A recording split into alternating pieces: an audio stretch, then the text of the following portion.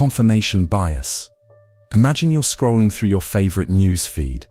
You see an article with a headline that perfectly supports what you already believe. Without hesitation, you click, nodding as you read, feeling validated. You might even share it, convinced that it's undeniable proof you were right all along. But here's the problem. You never even considered reading the opposing argument. You never questioned whether the source was biased. You never checked if the facts were cherry-picked. Why? Because your brain loves being right more than it loves the truth. This is confirmation bias, the invisible filter shaping how we see the world. It's the mental shortcut that makes us gravitate toward information that supports our existing beliefs, while ignoring, dismissing, or outright rejecting anything that contradicts them. And the scariest part, most of the time, we don't even realize we're doing it. Psychologists have studied this phenomenon for decades. One of the earliest experiments was conducted by Peter Watson in the 1960s. He gave participants a simple number sequence. Their task was to figure out the hidden rule behind it. They could test their own sequences, and Watson would confirm whether their numbers followed the rule or not. Most people assumed the rule was increasing by 2, so they tested sequences like 8, 10, 12, or 20, 22, 24. Every time, Watson confirmed that their sequences followed the rule, convinced they were correct. Participants locked in their answer, but they were wrong. The actual rule was simply any increasing sequence. It didn't have to be by 2. So why did so many fail the test? Because they only tested numbers that confirmed their belief. They never tried sequences that might prove them wrong, like 2, 5, 8, or 10. Had they tested a wider range, they would have realized their assumption was too narrow. But their brain wasn't looking for truth. It was looking for validation. This same mental trap affects us everywhere. Think about political beliefs. If you strongly support a particular party, you're more likely to read news that aligns with your views. You'll follow social media accounts that reinforce your opinions. You'll engage in discussions where most people agree with you. And when you encounter an opposing argument, you're quick to dismiss it, assuming it's biased or misinformed. It happens in science too. Researchers are taught to falsify their hypotheses, to actively look for evidence that disproves their ideas. But even trained scientists can fall into the trap of cherry-picking data that supports their theories, while downplaying conflicting results. The history of medicine is filled with cases where doctors clung to outdated beliefs, simply because they ignored evidence that contradicted them. Consider the story of Ignaz Semmelweis, a Hungarian physician in the 19th century. He discovered that doctors who washed their hands dramatically reduced infections in hospitals. But his colleagues dismissed his findings, not because the evidence was weak, but because it challenged their deeply held belief that illness was caused by bad air, not bacteria. Their bias prevented them from seeing the truth, costing countless lives in the process. Even in our personal lives, confirmation bias shapes how we view people. Imagine you think your coworker is lazy. You'll start noticing every time they take a break, miss a deadline, or leave early. But you'll completely overlook the moments they work late, go the extra mile, or help a teammate. Your brain selectively gathers evidence to reinforce your belief, making it feel more and more certain, even if it's not entirely fair. So, how do we escape this mental trap? The first step is recognizing that it exists. Just knowing about confirmation bias can make you more skeptical of your own thoughts. The second step is to actively seek out opposing perspectives. Read articles from the other side. Debate with people who challenge your ideas, not to win, but to understand. If something makes you uncomfortable or defensive, pause and ask yourself, am I rejecting this because it's truly wrong, or just because it contradicts what I already believe? A useful technique is called consider the opposite. When you feel strongly about something, force yourself to argue the other side. If you think a policy is terrible, try to list 3 good reasons someone might support it.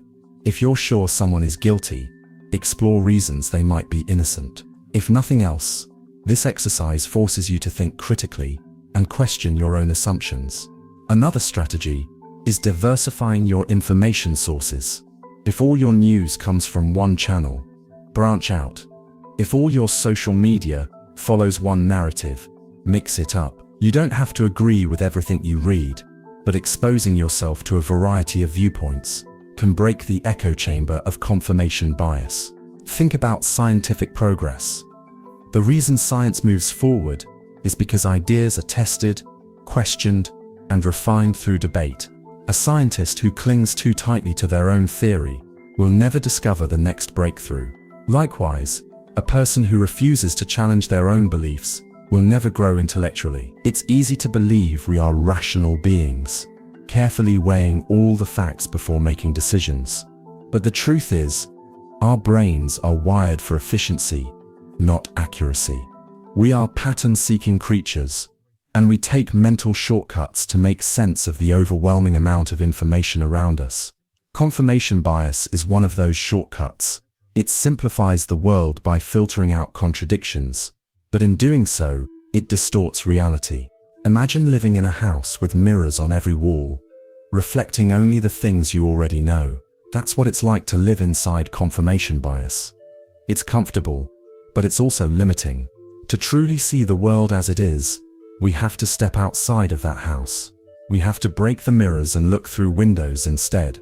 So the next time you feel absolutely certain about something, ask yourself, what evidence would change my mind? If the answer is nothing, then you're not seeking truth, you're just reinforcing a belief. And that is the biggest trap of all.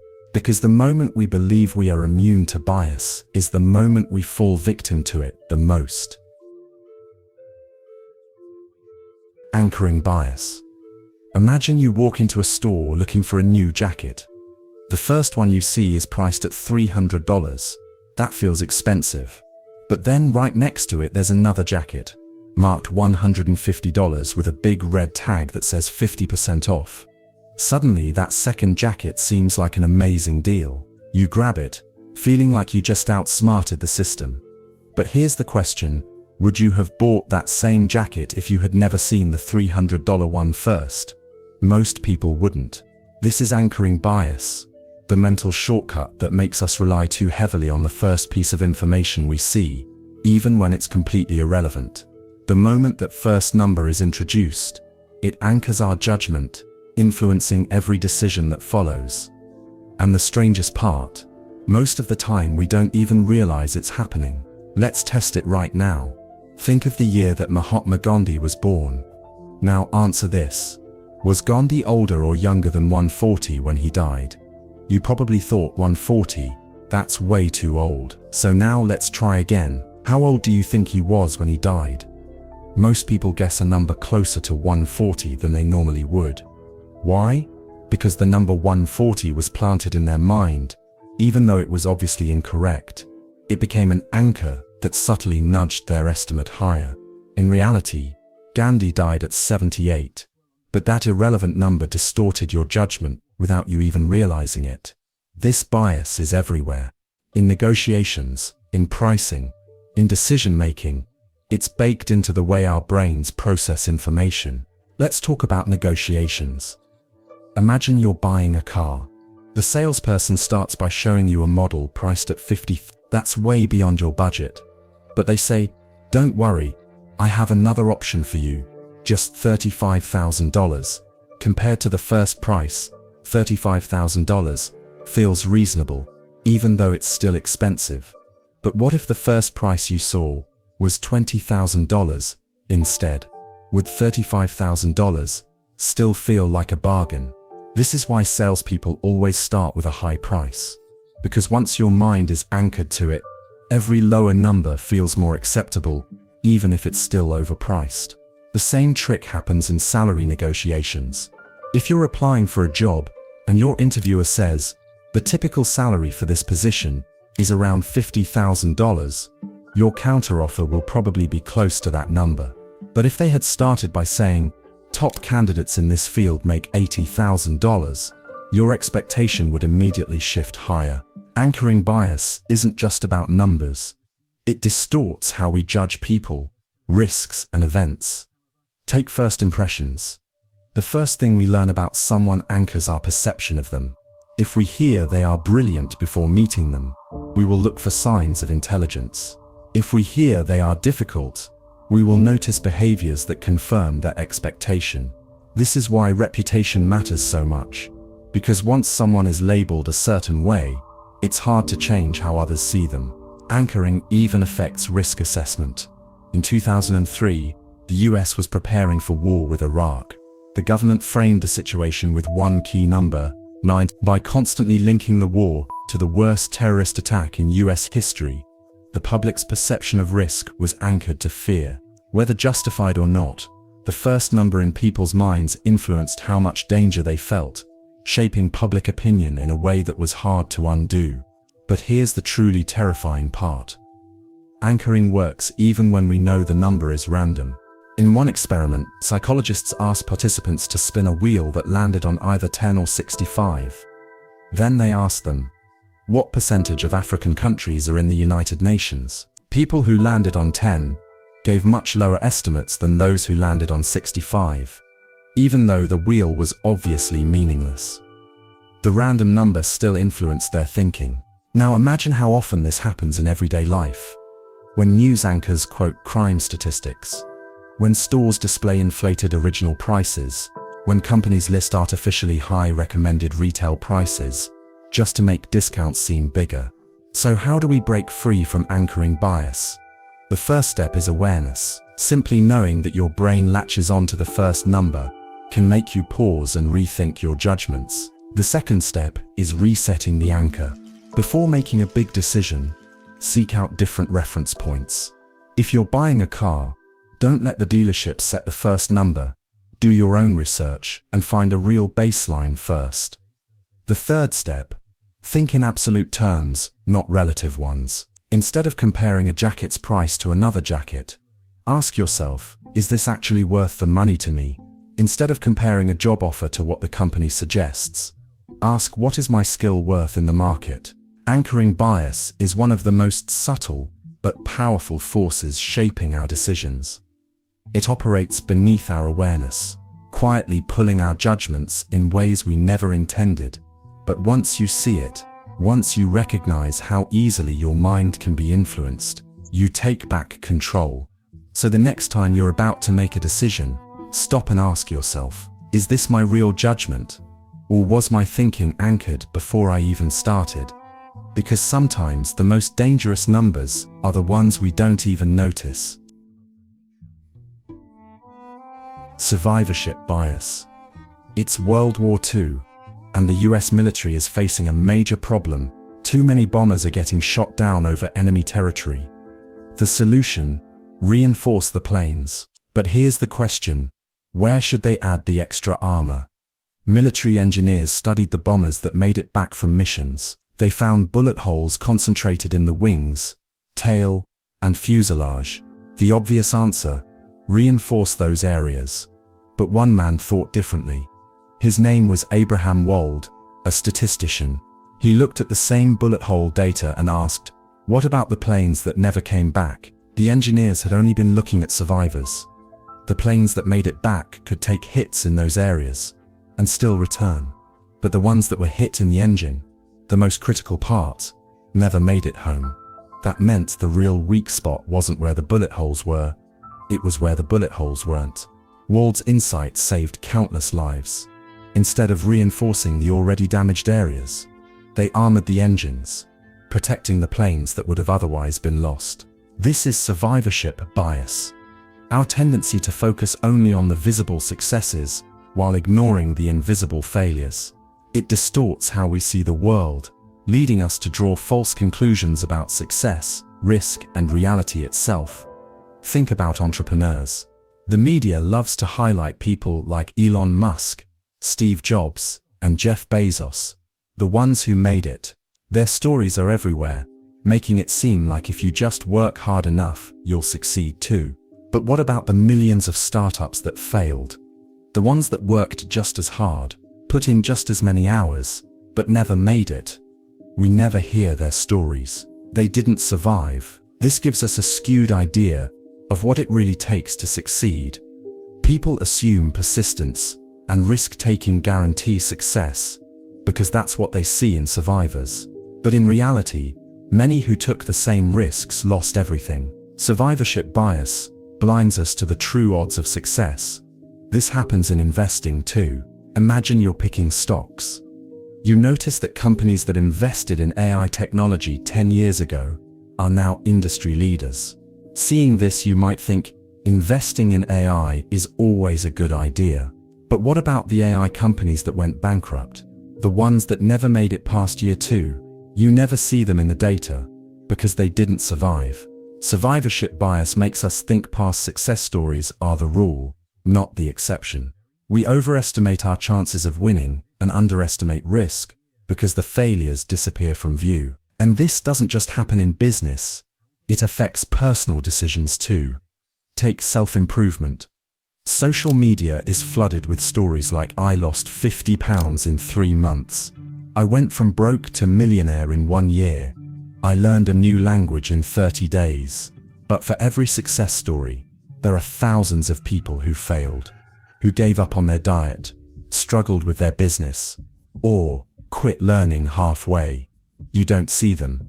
They're invisible. So when you struggle, you feel like you're the only one failing, when in reality, your experience is far more common than the few success stories that made it into the spotlight. This bias even shows up in fitness and sports. We idolize professional athletes, people who push their bodies to the extreme and seem unstoppable. We hear about their crazy training regimens and assume, if I train like that, I'll be in peak condition too.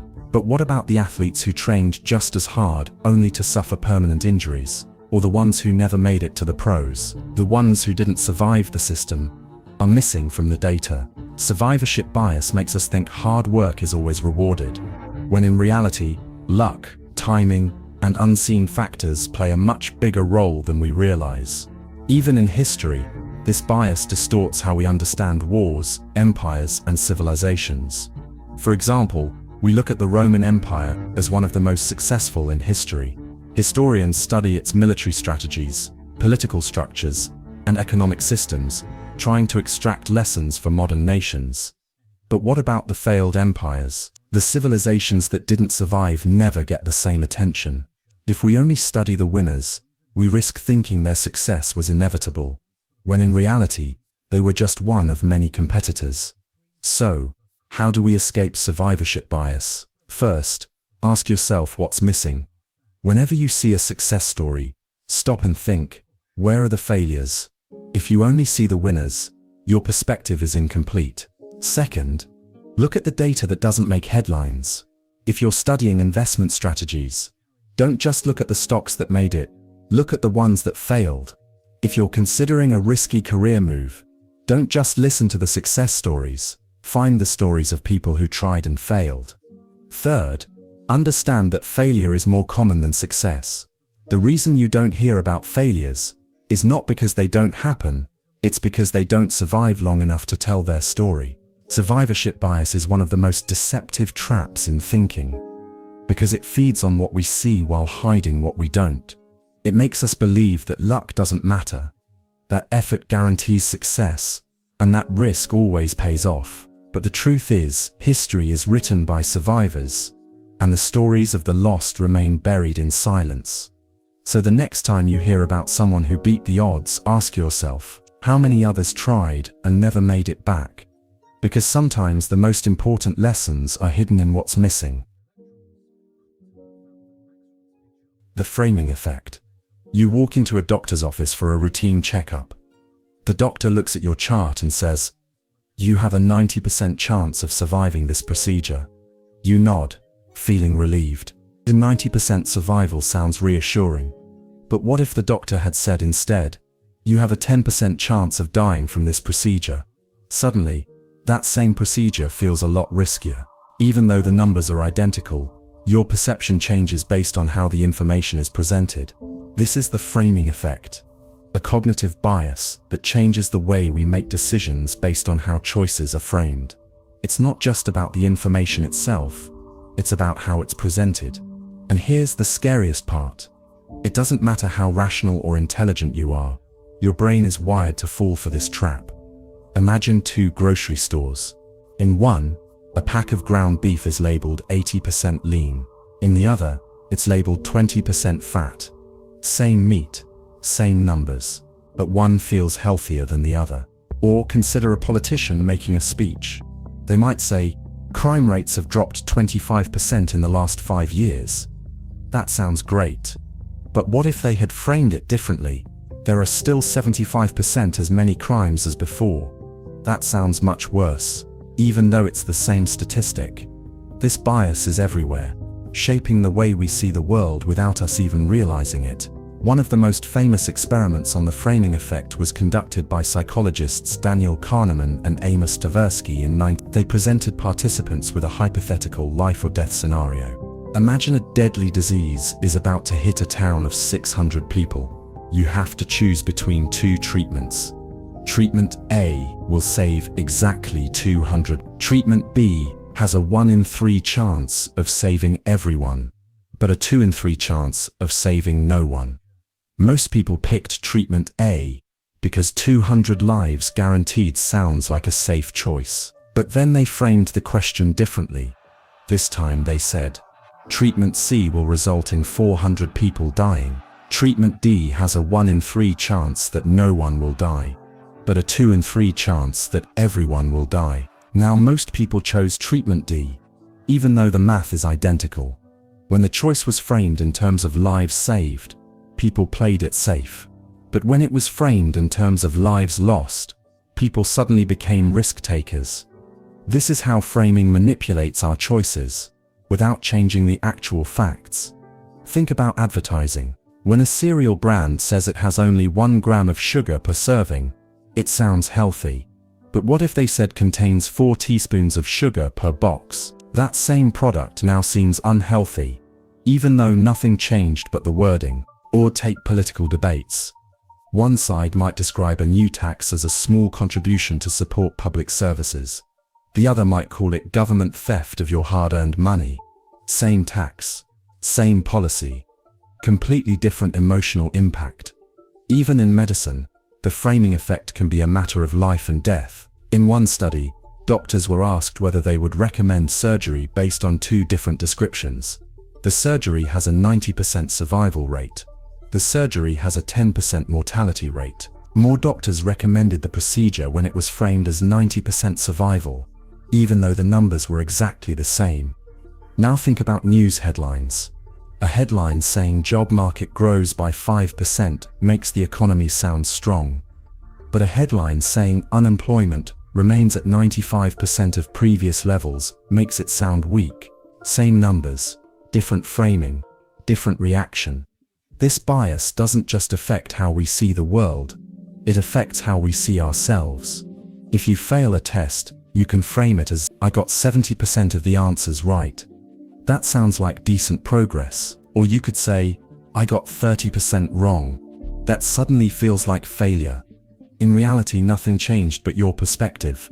The problem with the framing effect is that it's so subtle that we don't even notice it happening.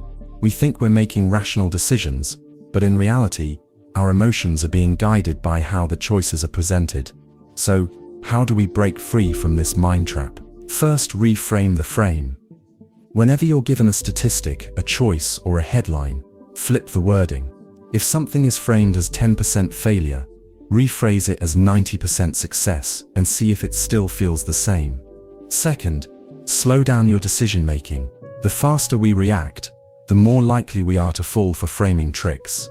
When faced with an important decision, pause and ask, am I being influenced by how this is framed? Third, watch out for emotional reactions.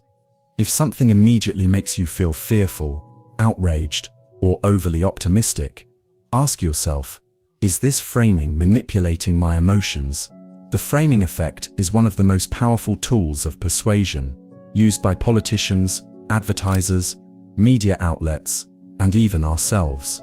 It shapes what we buy, what we believe, and even what risks we're willing to take. But once you see it, once you recognize how your perception is being shaped, you take back control, because the truth doesn't change, only the way it's framed. So the next time you make a decision, ask yourself, am I choosing this, or was I framed into choosing it? Sunk cost fallacy. You sit in a dark movie theater, halfway through a film that's absolutely terrible. The plot is dull, the acting is awful, and you're checking your watch every few minutes. You want to leave, but then you think about the money you spent on the ticket. You paid $15 for this. You don't want to waste it. So you stay. You sit through another hour of bad dialogue and predictable plot twists. And when the credits finally roll, you walk out frustrated, not just because the movie was bad, but because you knew you should have left. But you didn't. Why? Because your brain fell into the sunk cost fallacy. This is one of the most common and dangerous thinking traps. The tendency to continue investing in something simply because you've already invested in it. Even when logic tells us to cut our losses, we hold on because we don't want to feel like we've wasted what we've already put in. And this bias affects far more than just movies. It shapes careers, relationships, investments, and even billion-dollar industries. Take casinos. Gamblers lose hundreds, sometimes thousands of dollars chasing their losses. Instead of walking away, they think, I've already lost this much. I have to keep playing to win it back. But the truth is, the money is already gone. It doesn't care what happens next. The rational choice would be to stop. But our emotions say otherwise. Or think about relationships. How many people stay in toxic relationships simply because they've already spent years with that person? They tell themselves, I can't throw away 5 years of my life. But is spending another 5 miserable years really a better option? The sunk cost fallacy makes us cling to bad choices, even when we know we should walk away. One of the most famous real-world examples of this bias happened in the 1960s with a military project called the Concorde. The Concorde was a joint effort between France and Britain to build a supersonic passenger jet. It was supposed to revolutionize air travel. But there was a problem. Even early in development, experts realized the project was going to be a failure. The costs kept rising. The technology wasn't efficient, and airlines weren't interested. At multiple points, both governments had the opportunity to cancel the project and cut their losses. But they didn't. They had already spent so much money that canceling it felt like an even bigger loss. So they poured millions more into development, until finally, the Concorde was built and launched, and just as expected, it was a financial disaster. The ticket prices were too high, fuel costs were enormous, and only a handful of planes were ever produced before the entire project was shut down. Billions of dollars wasted. All because no one wanted to admit it was already lost. That's the power of the sunk cost fallacy. It makes us throw good money after bad, good time after bad, good effort after bad. And the worst part, the more we invest, the harder it is to walk away. This happens all the time in business. Companies hold on to failing products, hoping things will turn around, instead of cutting their losses. It happens in education. Students spend years in a degree program they hate, but they keep going because they've already put in so much effort. It happens in careers. People stay in jobs they despise, because they've already spent so many years climbing the ladder. But the rational choice isn't to keep going. It's to ask, if I was starting fresh today, knowing what I know now, would I still make this choice? If the answer is no, then the best thing you can do is walk away. But here's the tricky part. Our brains are wired to avoid loss. Studies show that people feel the pain of losing twice as strongly as they feel the joy of gaining something new. That's why leaving a bad investment feels worse than staying in one. So how do we escape this mental trap? First, separate past costs from future decisions. If you buy a ticket to a bad movie, the money is already gone. You're not getting it back. The only question is, what is the best decision going forward? If you'll be happier leaving, then leave. Second, pretend you're advising a friend. If someone told you, I've been in a terrible relationship for 5 years, but I don't want to waste my time, what would you say? You'd probably tell them, the time is already spent. You can either be happy in the future or miserable in the future. But either way, the past is gone. When you step outside of your own emotions, the right choice becomes much clearer. Third, ask yourself this powerful question. If I didn't already invest time or money into this, would I still choose it today? If the answer is no, then the investment is already sunk. Let it go. The sunk cost fallacy keeps us trapped in decisions we should have left behind. It makes us believe that time, money, and effort alone justify continuing down a path, even when we know it's the wrong one. But the truth is, the only thing worse than wasting the past is wasting the future too. So the next time you catch yourself holding on just because you've already invested so much, take a step back and ask yourself, is this truly worth more of my time, or am I just afraid to let go? Because sometimes the best decision you can make is to walk away. Loss aversion. Imagine this. You're walking down the street when you see a $20 bill lying on the ground. You pick it up, smiling, thinking about what you could buy with it. A free 20 nice. Now imagine a different scenario. You reach into your pocket and realize that you've lost a $20 bill. It's gone. No way to get it back. Which moment do you think affects you more? Most people shrug off gaining $20 in a few minutes. But losing $20, that frustration lingers.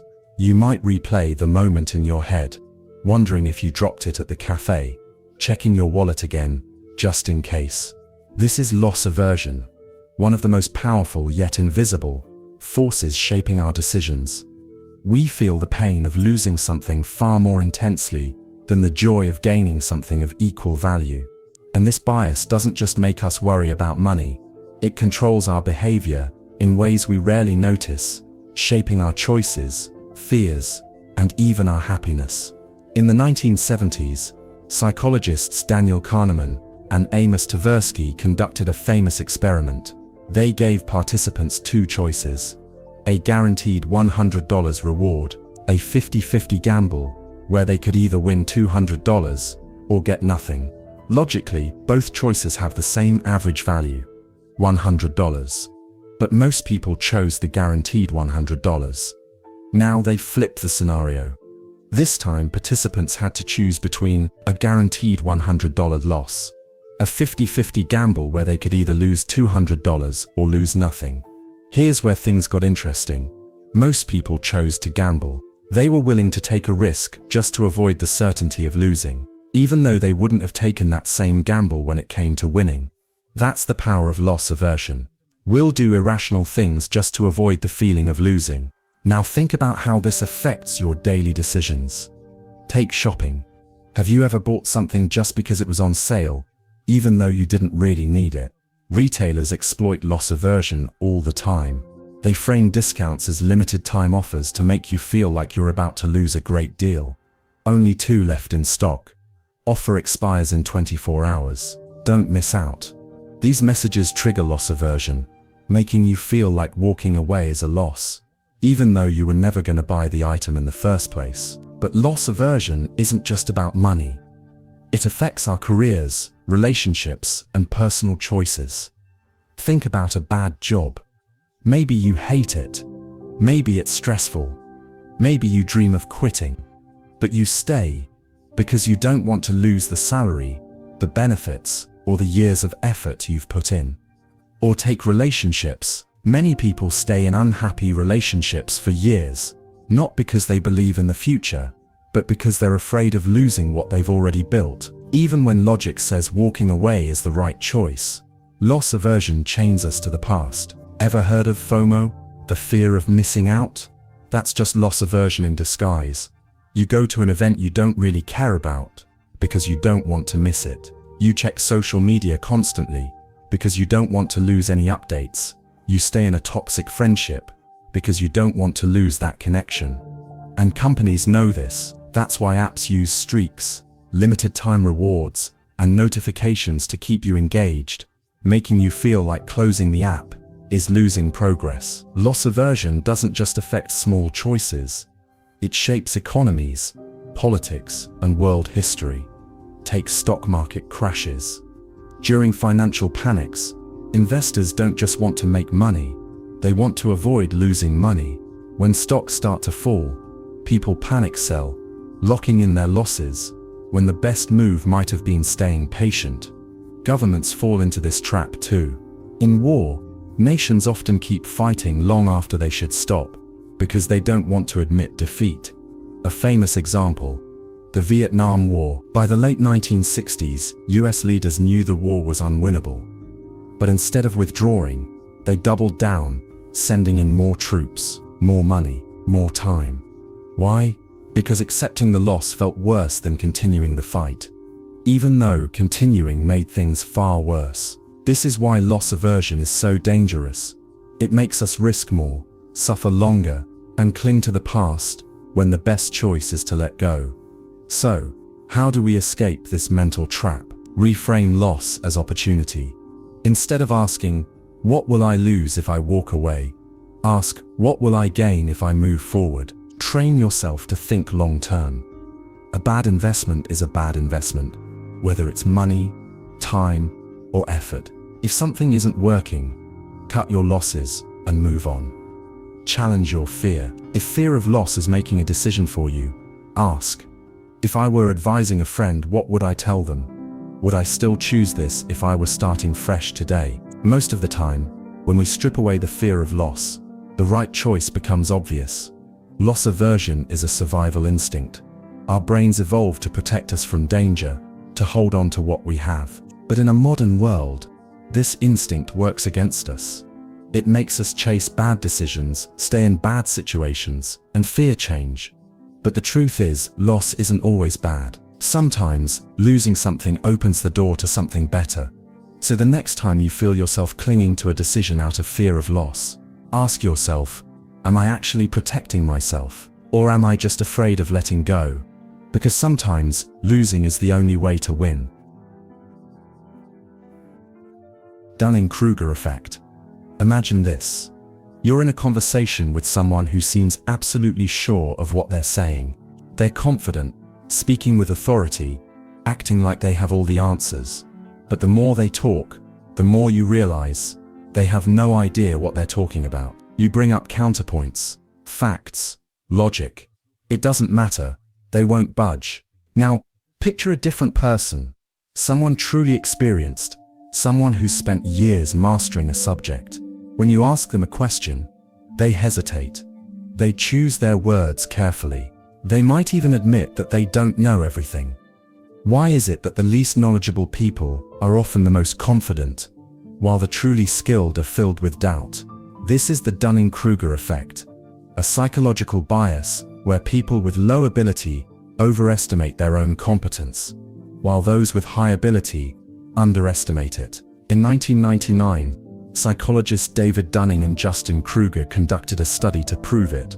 They tested participants on grammar, logic, and humor, then asked them to rate their own abilities. The results were shocking.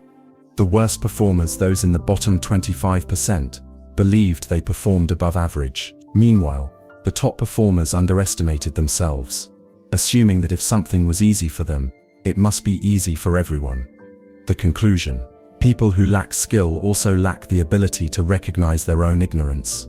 They don't just not know, they don't know that they don't know. This bias appears everywhere. Think about bad drivers. Ever notice how the worst drivers on the road think they're amazing? They cut people off, speed through traffic, and get angry at others, never realizing they're the problem. Or take social media. It's filled with people confidently stating opinions on complex topics, politics, economics, science, despite having zero expertise. The internet rewards confidence, not accuracy, and the loudest voices aren't always the most informed. This bias even affects education. Have you ever started learning something new and felt like you understood it quickly? Maybe you picked up a guitar for the first time, learned a few chords, and thought, this isn't so hard. But as you continued, you realized you barely scratched the surface. Suddenly, the instrument felt much more complicated. That's the Dunning-Kruger effect in action. At first, you didn't know enough to recognize what you didn't know. But as you gained more knowledge, you became more aware of your own ignorance. This is why true experts often doubt themselves. They've seen how deep their subject goes. They know how much they don't know. The ancient Greek philosopher Socrates summed it up perfectly. The only true wisdom is knowing that you know nothing. And yet society often mistakes confidence for competence. We assume that the person who speaks with certainty must be right, that a leader who never admits doubt must be strong. But true intelligence isn't about always being sure, it's about knowing when you're not. So, how do we escape the Dunning-Kruger trap? First, question your own confidence. If something seems too easy, ask yourself, do I really understand it, or am I just at the beginning? Second, seek feedback. One of the biggest reasons people stay overconfident is that they avoid criticism. But the best way to grow is to let others challenge your ideas. Third, stay curious. The smartest people in the world never stop learning. The moment you think you know everything is the moment you stop growing. The Dunning-Kruger Effect is everywhere. It fuels false confidence, spreads misinformation, and makes ignorance louder than wisdom. But the best way to rise above it: stay humble, stay skeptical, keep learning. Because the more you truly know, the more you realize how much you don't. Availability heuristic. Imagine you're watching the news. The anchor is talking about a shark attack that happened earlier today. A swimmer, pulled under the waves, barely escaping with their life. The footage is terrifying. The next time you go to the beach, you hesitate. The water suddenly feels dangerous. You remember the news story, the images, the panic. And even though shark attacks are incredibly rare, you can't shake the feeling that you might be next. Now think about car accidents. They happen every day, thousands of them. But do you think twice before getting in a car? Probably not. Statistically, you're far more likely to die in a car accident than a shark attack.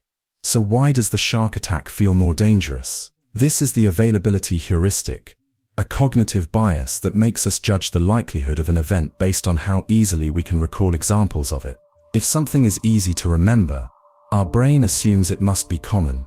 If it's hard to recall, we assume it's rare, even if reality says otherwise. In the 1970s, psychologists Amos Tversky and Daniel Kahneman conducted a study to prove this. They asked participants a simple question: are there more words in the English language that start with the letter K, or have K as the third letter? Most people guessed words that start with K, but they were wrong. There are twice as many words where K is the third letter, like make, speak, and baker. So why did people get it wrong?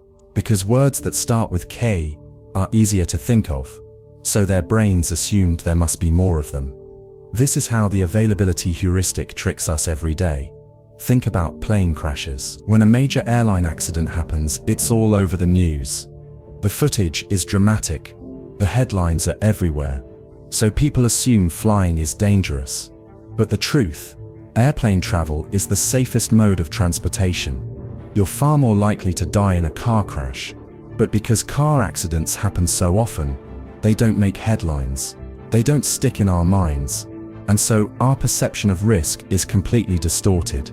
Now think about crime. If the news reports a string of violent crimes, people start believing that crime is out of control. They might feel unsafe, even if crime rates are actually falling.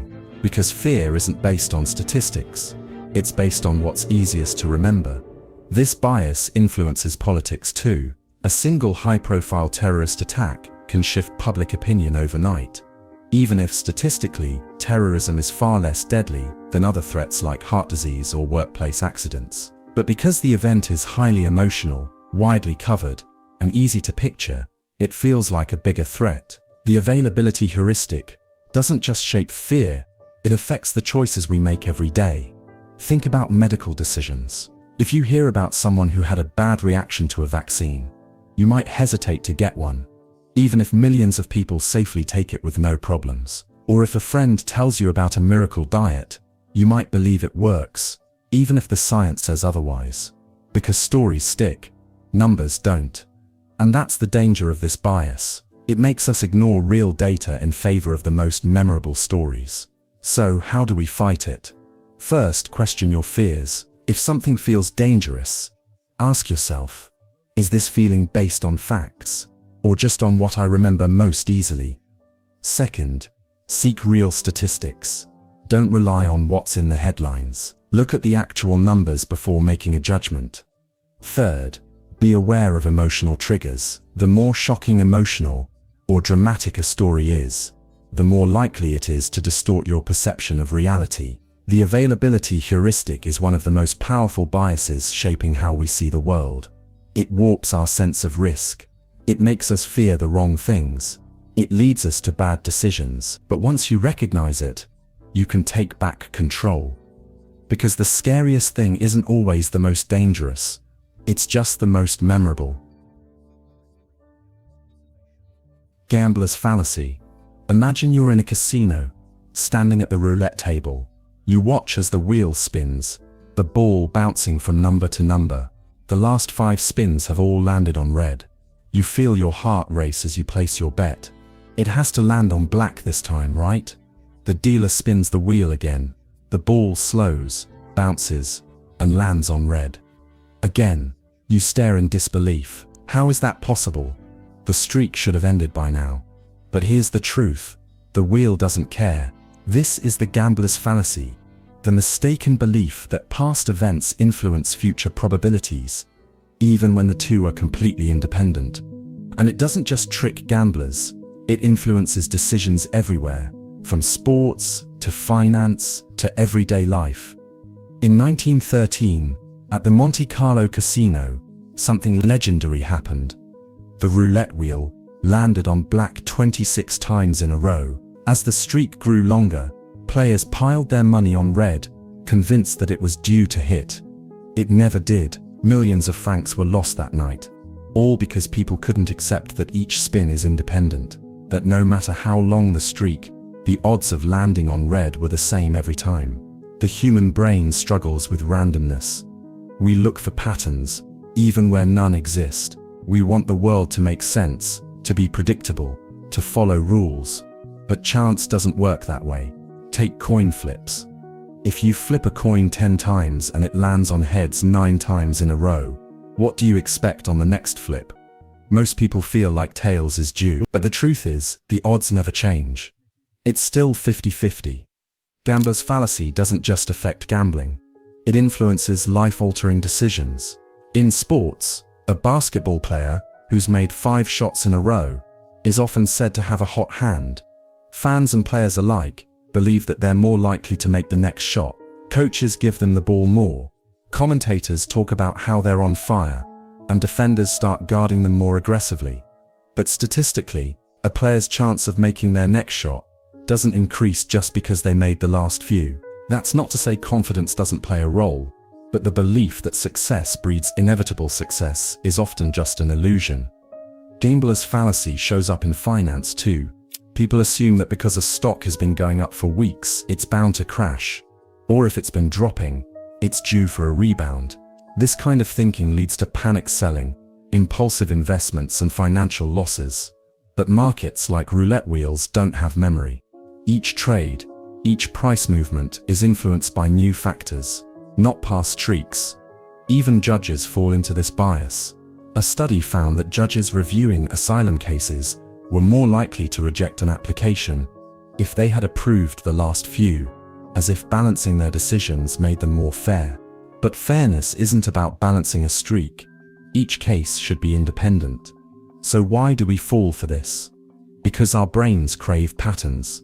We evolved to recognize sequences, to predict outcomes, because in ancient times, that skill meant survival. If berries were poisonous one day, they were likely poisonous the next. If an animal took the same path every morning, it was predictable prey. Recognizing patterns helped us stay alive. But in the modern world, randomness is everywhere, and our instinct to see order in chaos often works against us. So how do we break free? First, recognize that each event is independent. Just because something has happened before doesn't change the probability of it happening again, unless there's a logical reason for it. Second, slow down before making big decisions. If you're investing, betting, or making an important choice, ask yourself, am I basing this decision on real evidence? or just on the illusion of a pattern. Third, embrace randomness. Not everything in life needs a pattern. Sometimes, things just happen.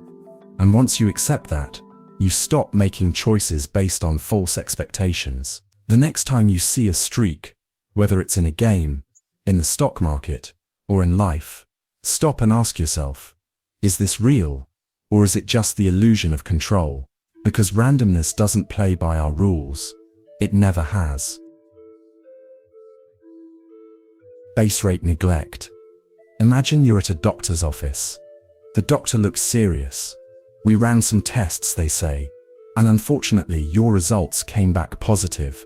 There's a 95% chance you have this rare disease. Your heart starts pounding. An 85%. That's almost certain. You immediately start imagining the worst.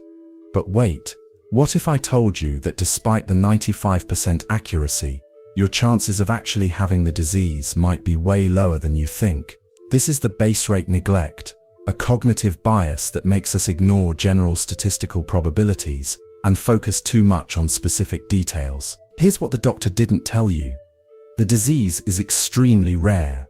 Let's say only 1 in 10,000 people actually have it.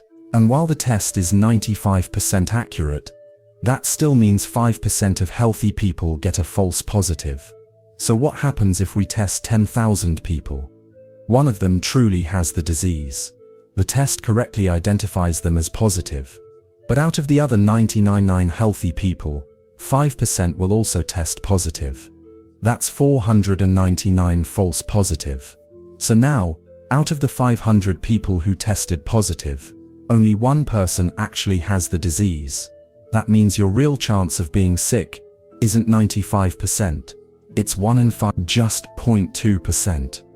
But most people don't think like this. They hear 95% accuracy and assume it means 95% certainty. Because our brains struggle with base rates. This bias appears everywhere. Imagine you hear about a kidnapping in your city. Suddenly, parents start panicking, fearing for their children's safety. They demand stricter security, police patrols, even GPS tracking devices. But what if the actual crime rate is lower than ever?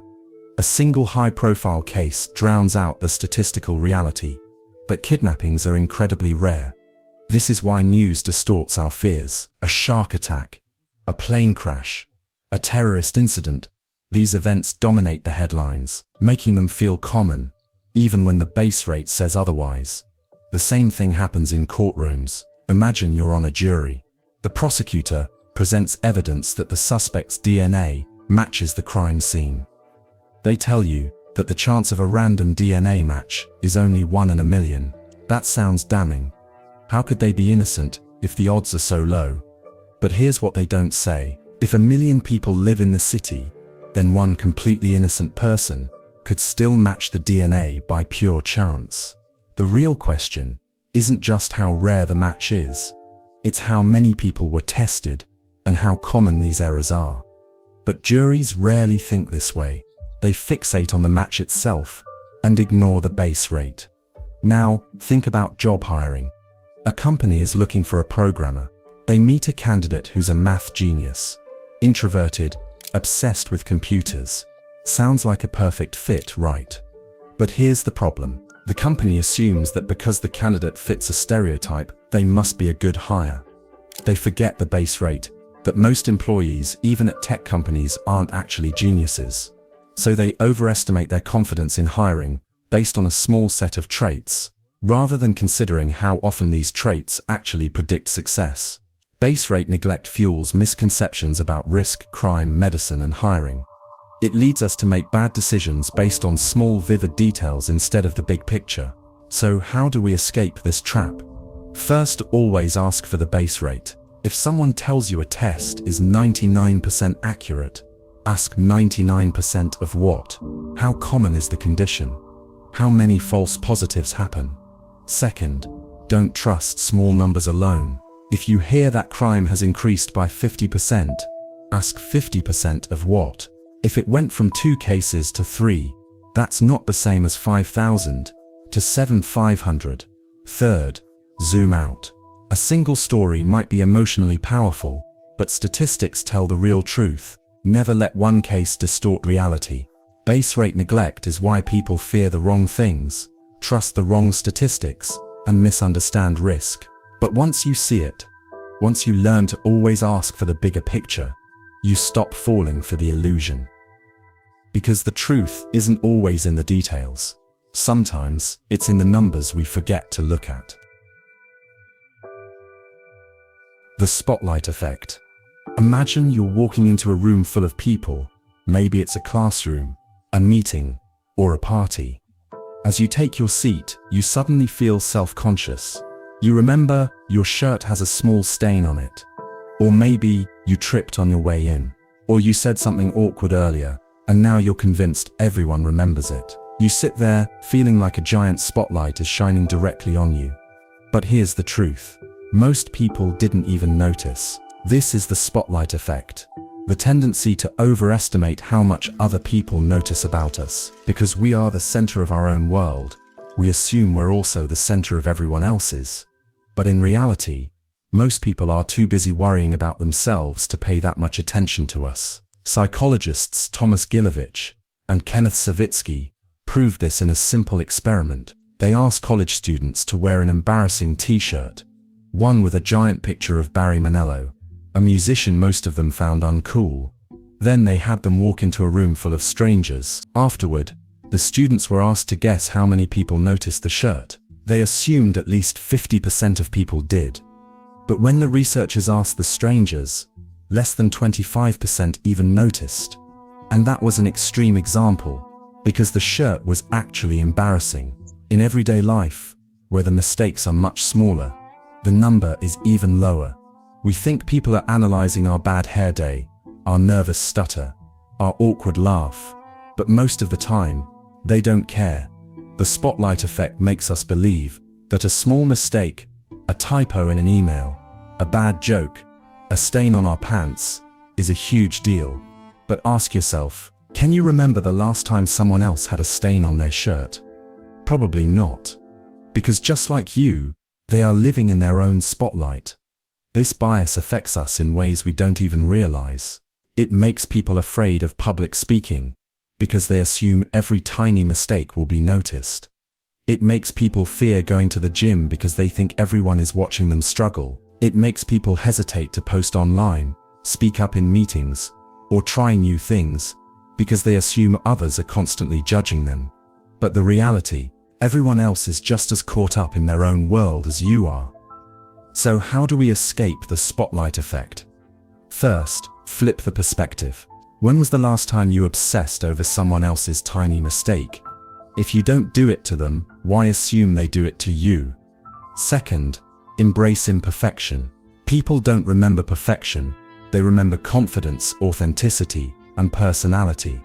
Third, remind yourself, people forget fast. Even if someone notices something about you today, by tomorrow, it's gone from their mind. The spotlight effect makes us feel like we are constantly being watched, judged, and remembered. But the truth is, we are all just side characters in each other's stories. So go ahead, say the wrong thing, wear the weird outfit, make the dumb joke. Because nobody is watching as closely as you think. And even if they are, they'll forget by tomorrow. The halo effect. Imagine you meet someone for the first time. They have a warm smile, a confident handshake, and a great sense of style. Within minutes, you find yourself thinking, this person must be really smart, kind, and successful. But here's the question, how do you know that? They haven't told you anything about their intelligence. They haven't proven they're kind. And yet, your brain has already filled in the blanks. This is the halo effect, a cognitive bias that makes us assume that if someone has one good quality, they must have other good qualities too. And it works in reverse. If someone makes a bad first impression, we assume the worst about them, even before we really know them. In 1920, psychologist Edward Thorndike first discovered this bias while studying military officers. He found that when commanding officers rated their soldiers, they didn't judge their skills separately. Instead, if they thought a soldier was physically attractive, They also rated them as more disciplined, intelligent, and capable, even if there was no real connection. The same thing happens everywhere. In job interviews, elections, marketing, and even relationships. Think about celebrities.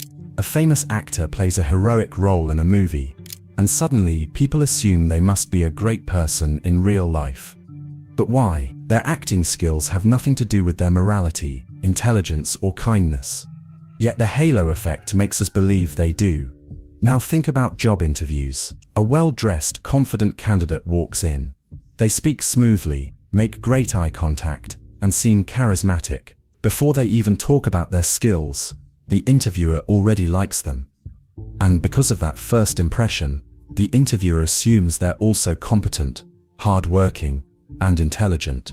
But what if someone less charismatic walks in? Maybe they're nervous. Maybe their clothes aren't perfect.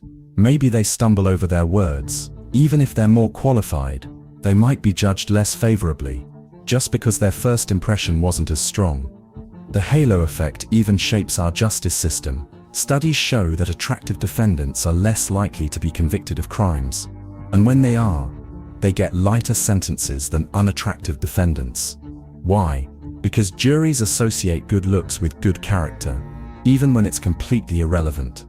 Now think about branding and marketing. Why do companies spend millions hiring attractive celebrities to sell products?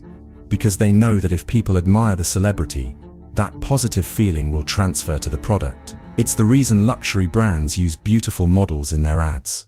They want you to think, if I wear that, I'll feel just as confident, just as powerful, just as desirable. The halo effect even influences education.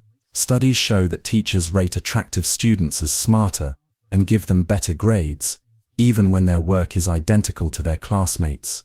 And it works in reverse. If a student struggles in one subject, teachers sometimes assume they're bad at everything, even though they might be a genius in another area. So, how do we fight this bias? First, slow down your judgments.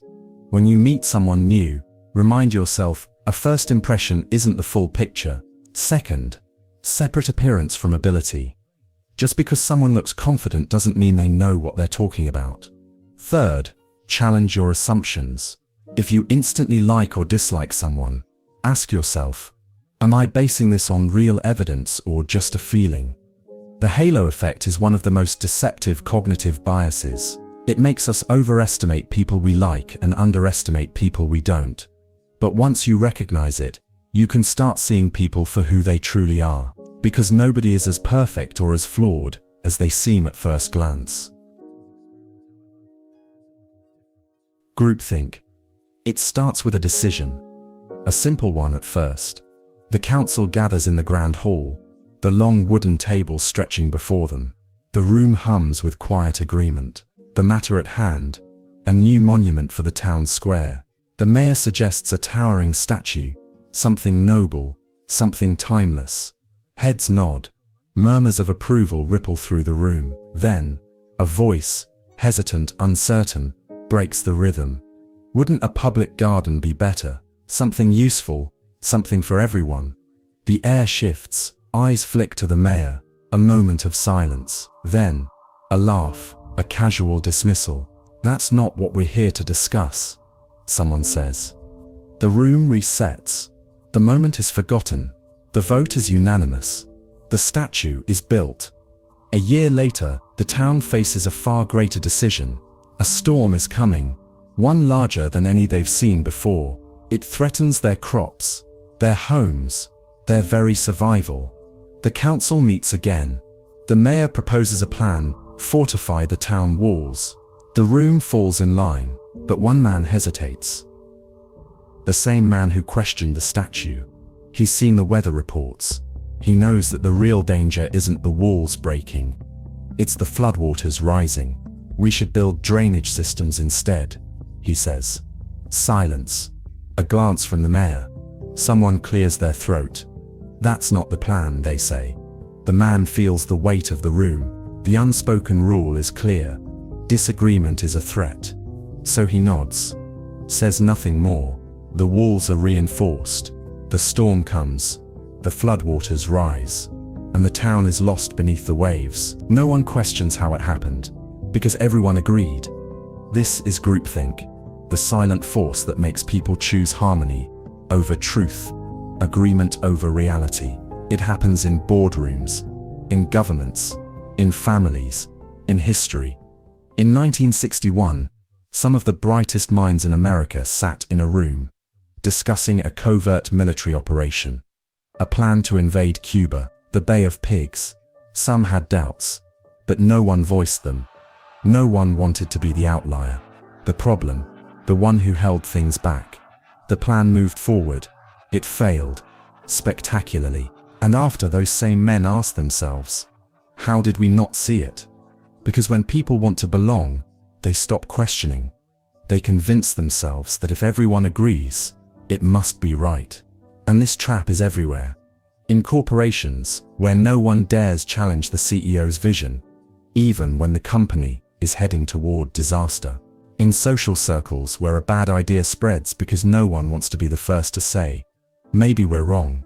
In history, where entire nations have followed flawed leaders, not because they believed, but because they were afraid to be the only ones who didn't. Groupthink makes bad decisions feel like good ones, because the comfort of agreement feels safer than the uncertainty of doubt. So how do we break free? First, embrace the dissenter, the one who questions, who challenges, who sees what others refuse to see. They are not the enemy of progress, they are its last defense. Second, force debate. Before making a decision, ask, what if we're wrong? What are we not seeing? Who here disagrees? Third, value truth over comfort. The right answer is not always the popular one. The best choice is not always the easiest. Groupthink is a quiet, invisible force. It does not shout. It does not demand. It only whispers. Go along with the group. And most of the time people listen. But if you ever find yourself in a room where everyone agrees too easily, be the one who asks the question no one else dares to ask. The authority bias. You're in a hospital, sitting beside a loved one. The doctor walks in. White coat, stethoscope, a clipboard full of notes. He barely glances up before making his decision. We'll start the treatment immediately, he says. His tone is firm, confident, certain. You nod. No questions, no hesitation. Because he's the doctor. He must know best. But what if he's wrong? This is authority bias. Our tendency to blindly trust authority figures, even when their decisions are flawed, dangerous, or outright wrong. And history is filled with the consequences. In 1976, a doctor in Rhode Island wrote a prescription for 20 milligrams of Valium. The nurse misread it as 200 milligrams, a 10-fold overdose. She hesitated. She knew it didn't seem right, but she administered it anyway. Because the doctor said so, the patient died. And this wasn't an isolated case. Studies show that medical staff frequently follow orders they know are wrong, simply because a doctor gave them. Why? Because we're wired to obey authority, and that wiring runs deep. In the 1960s, psychologist Stanley Milgram wanted to test just how far people would go when following orders. His experiment was simple. Participants were told they were part of a study on learning. They sat in front of a machine with a dial, while another person, an actor, was strapped to a chair in the next room. The participant's job? Administer electric shocks whenever the other person answered incorrectly. At first, the shocks were mild, but each wrong answer meant turning the dial up. 50 volts, 100 volts, 200 volts. Soon, the actor began to scream, begging for it to stop. The participant turned to the experimenter, a man in a lab coat, his voice shaking. Should I keep going? The experimenter didn't shout, didn't threaten, he just said one sentence. The experiment requires that you continue, and so most participants did, all the way to 450 volts, a level marked as lethal. Even as the screams stopped, even as silence filled the room, 65% of participants went all the way, not because they wanted to, not because they were cruel, because an authority figure told them to. And the most terrifying part, When Milgram repeated the experiment, all it took to make people stop was a single other person refusing to obey. That's all it took to break the spell. Authority bias is everywhere. It's why soldiers carry out orders, even when they know they're wrong. It's why corporate employees go along with bad decisions, even when they see the disaster coming. It's why financial fraud, medical errors, and historic atrocities happen. Not because everyone agrees, but because no one dares to object. So, how do we fight it? First, pause before obeying. Just because someone has a title doesn't mean they're right. Second, ask questions. If something feels off, challenge it, even if the person in charge seems confident. Third, be the voice of doubt. If no one else is speaking up, that doesn't mean they agree. It just means they're afraid. Authority bias is one of the most dangerous traps of the human mind. It doesn't scream. It doesn't force. It only whispers. Trust them. They must know better. And that whisper is powerful, because when authority speaks, most people listen. But the strongest minds, the ones who change history, are the ones who dare to ask, are they really right? Pluralistic ignorance. Imagine you're sitting in a crowded lecture hall. The professor just explained a complicated theory, graphs, equations, big words you've never heard before. He pauses. Does anyone have any questions? You freeze. You have no idea what he just said, but as you glance around, everyone else seems fine. Heads nodding, pens scribbling. No one raises a hand, so you stay silent. You assume you must be the only one confused. But here's the twist. So does everyone else. This is pluralistic ignorance. The silent illusion that makes entire groups pretend to understand, agree or accept something, just because they believe everyone else does, even when no one actually does.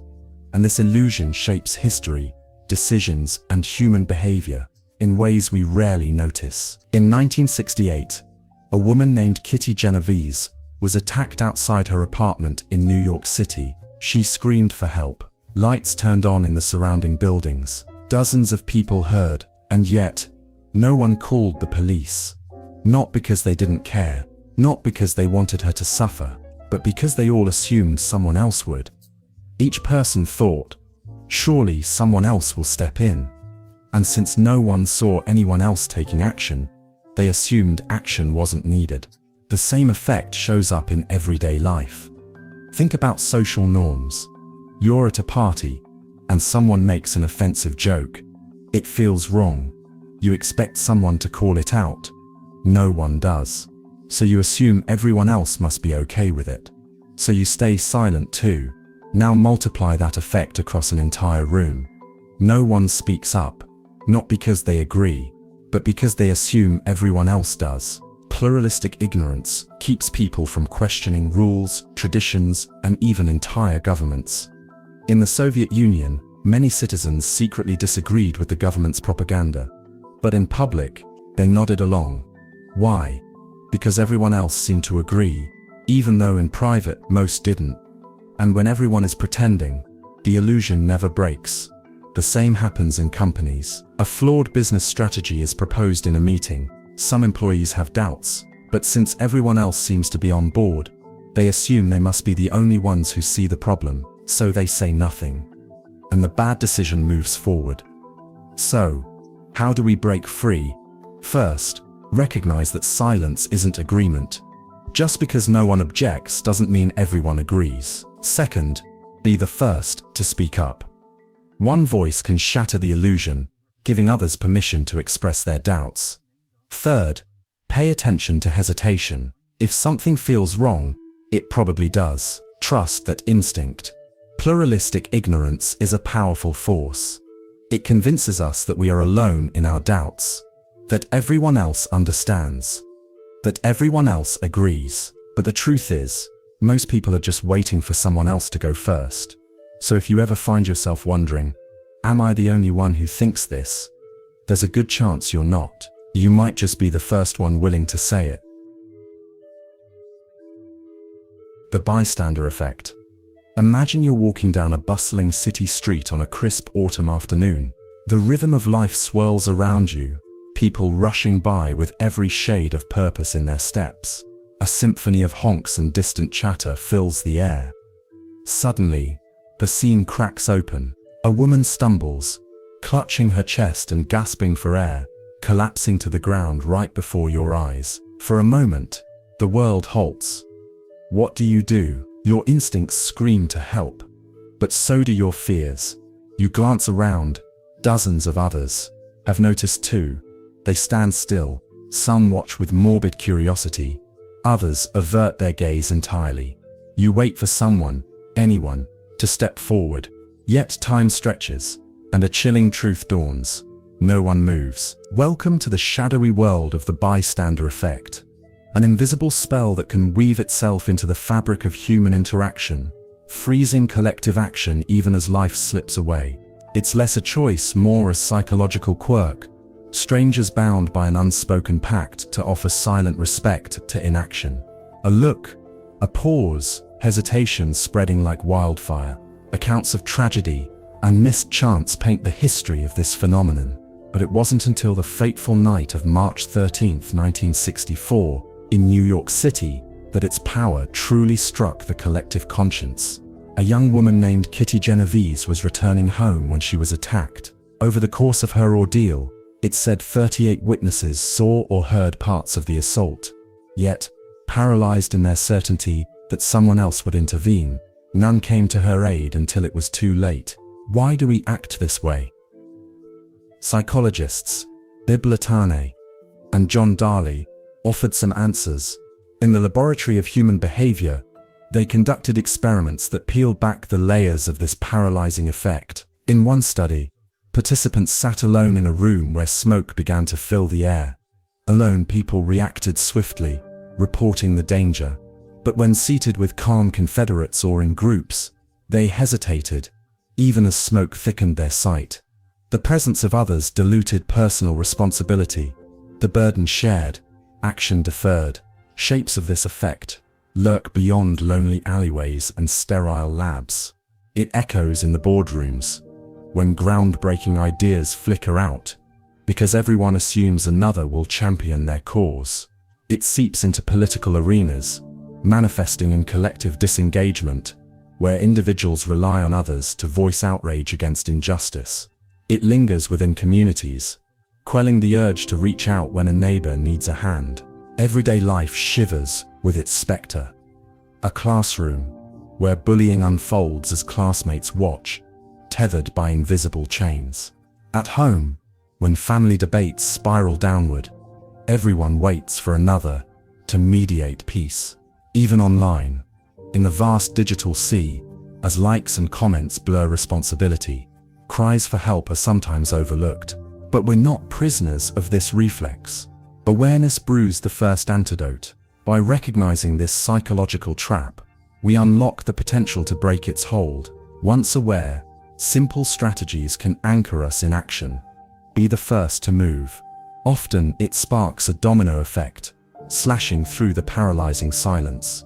Empower your voice amidst the noise. Make eye contact. Speak directly. Assign tasks if in a crowd. Clarity dispels the mirage of shared inaction. As you awaken to your capacity, extend this to others.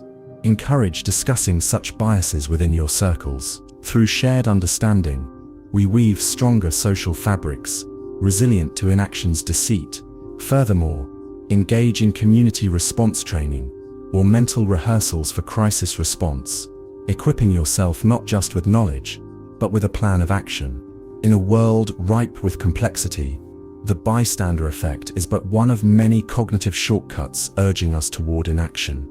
But its awareness gifts us the choice to be a beacon or part of the blur.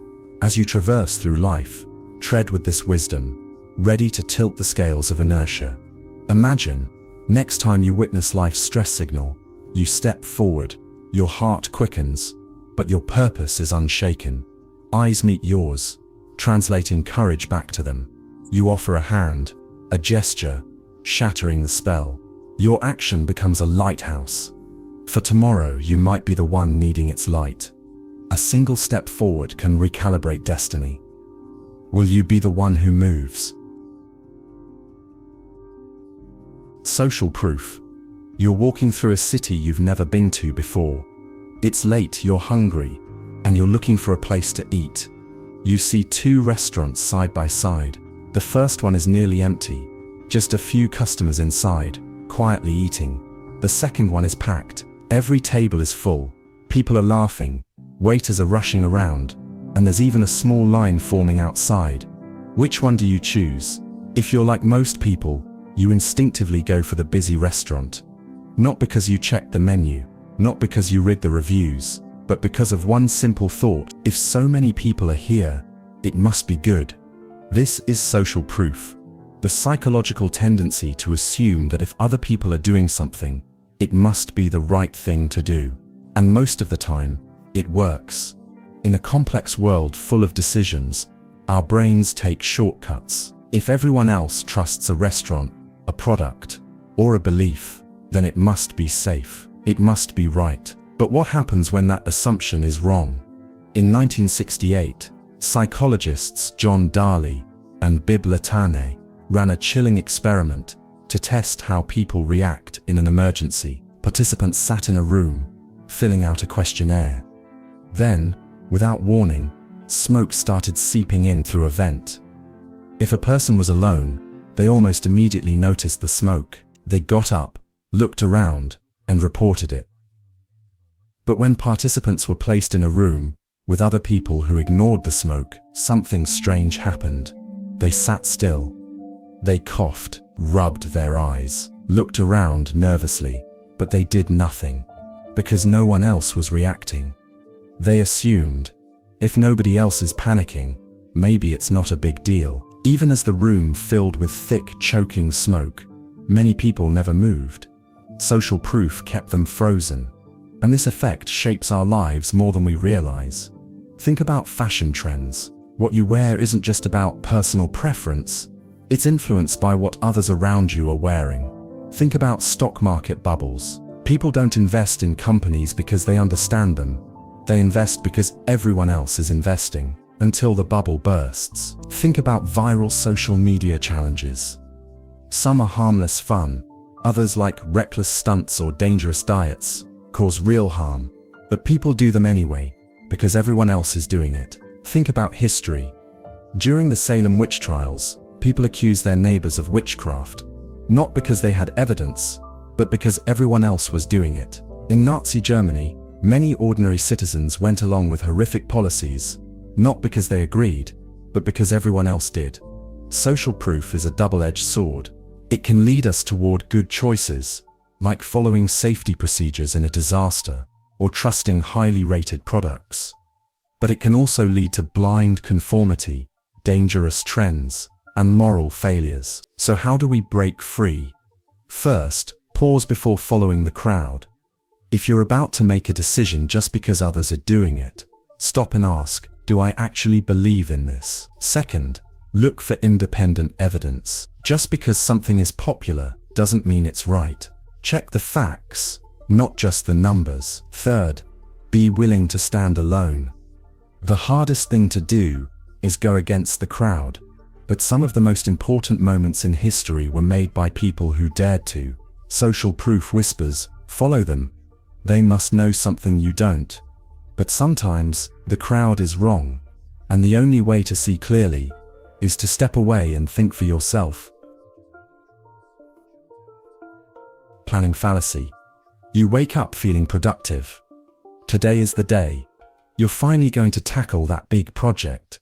Maybe it's a work assignment, a home renovation, or even writing a book. You sit down full of confidence. You map out the steps.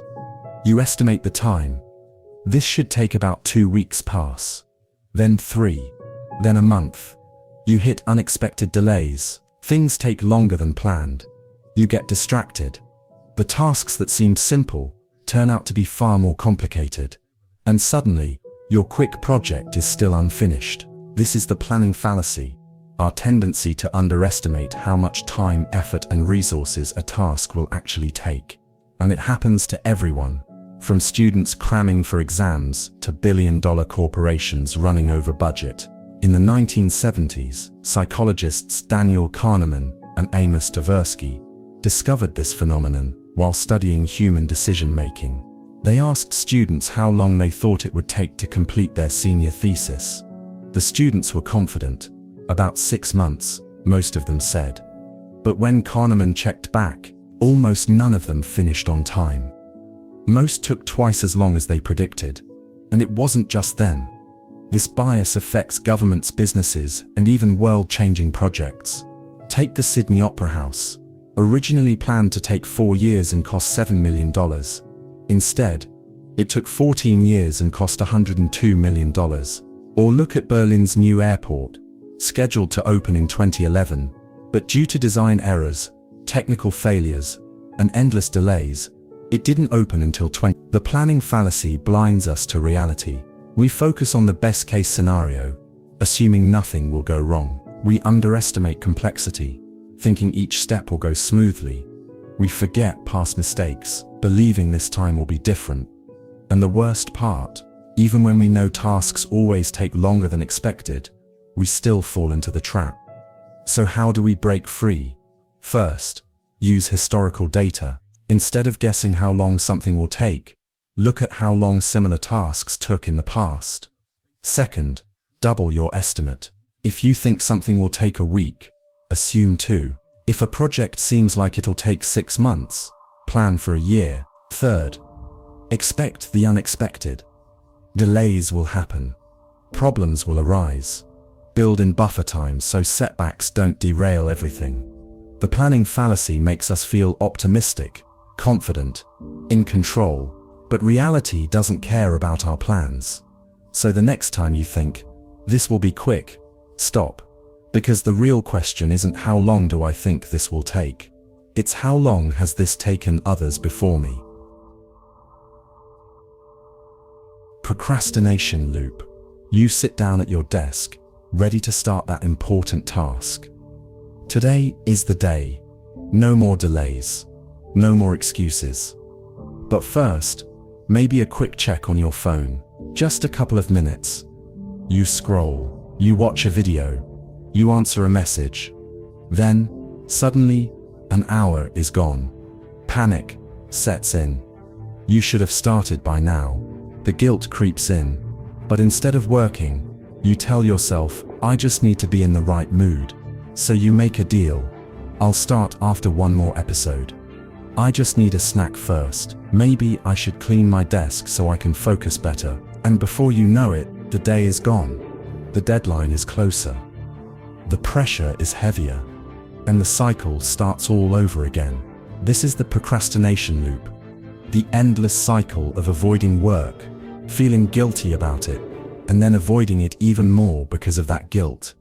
And it traps millions of people every day. Psychologists call this time inconsistency. Your brain has 2 competing selves, the present self which wants comfort now, and the future self which wants success later. The problem, your present self always wins. Your brain is wired to prioritize immediate rewards over long-term goals. Finishing your project feels far away. Watching a video?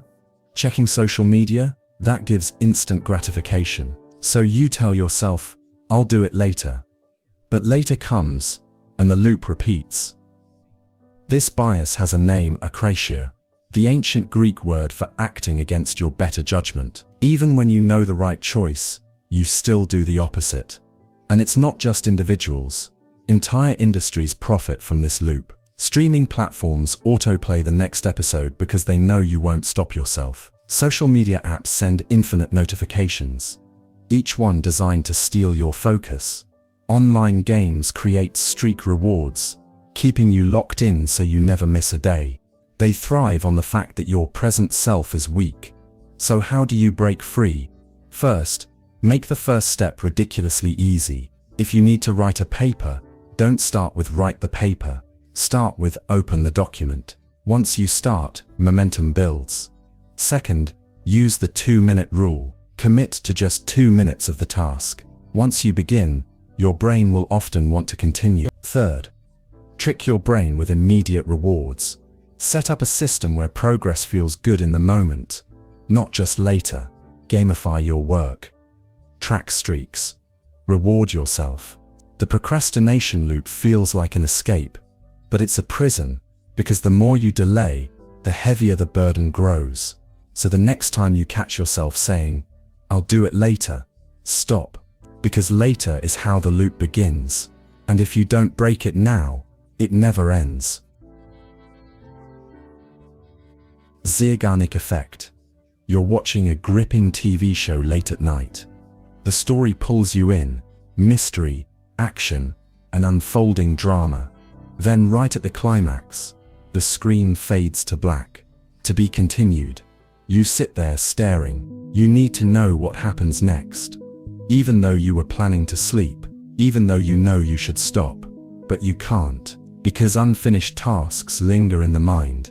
This is the Zeigarnik Effect, the psychological tendency for incomplete tasks to stay in our thoughts, creating tension until they are finished. In the 1920s, psychologist Zeigarnik first discovered this effect while sitting in a cafe in Vienna. She noticed that waiters had perfect memory of unpaid orders. They could recall every detail, every dish, every drink, but once the bill was paid, they forgot everything. Intrigued, Zeigarnik tested this in the lab. She gave participants tasks, puzzles, writing assignments, problem-solving exercises, but halfway through, she interrupted them, leaving some tasks unfinished. Later, she asked them what they remembered. The result?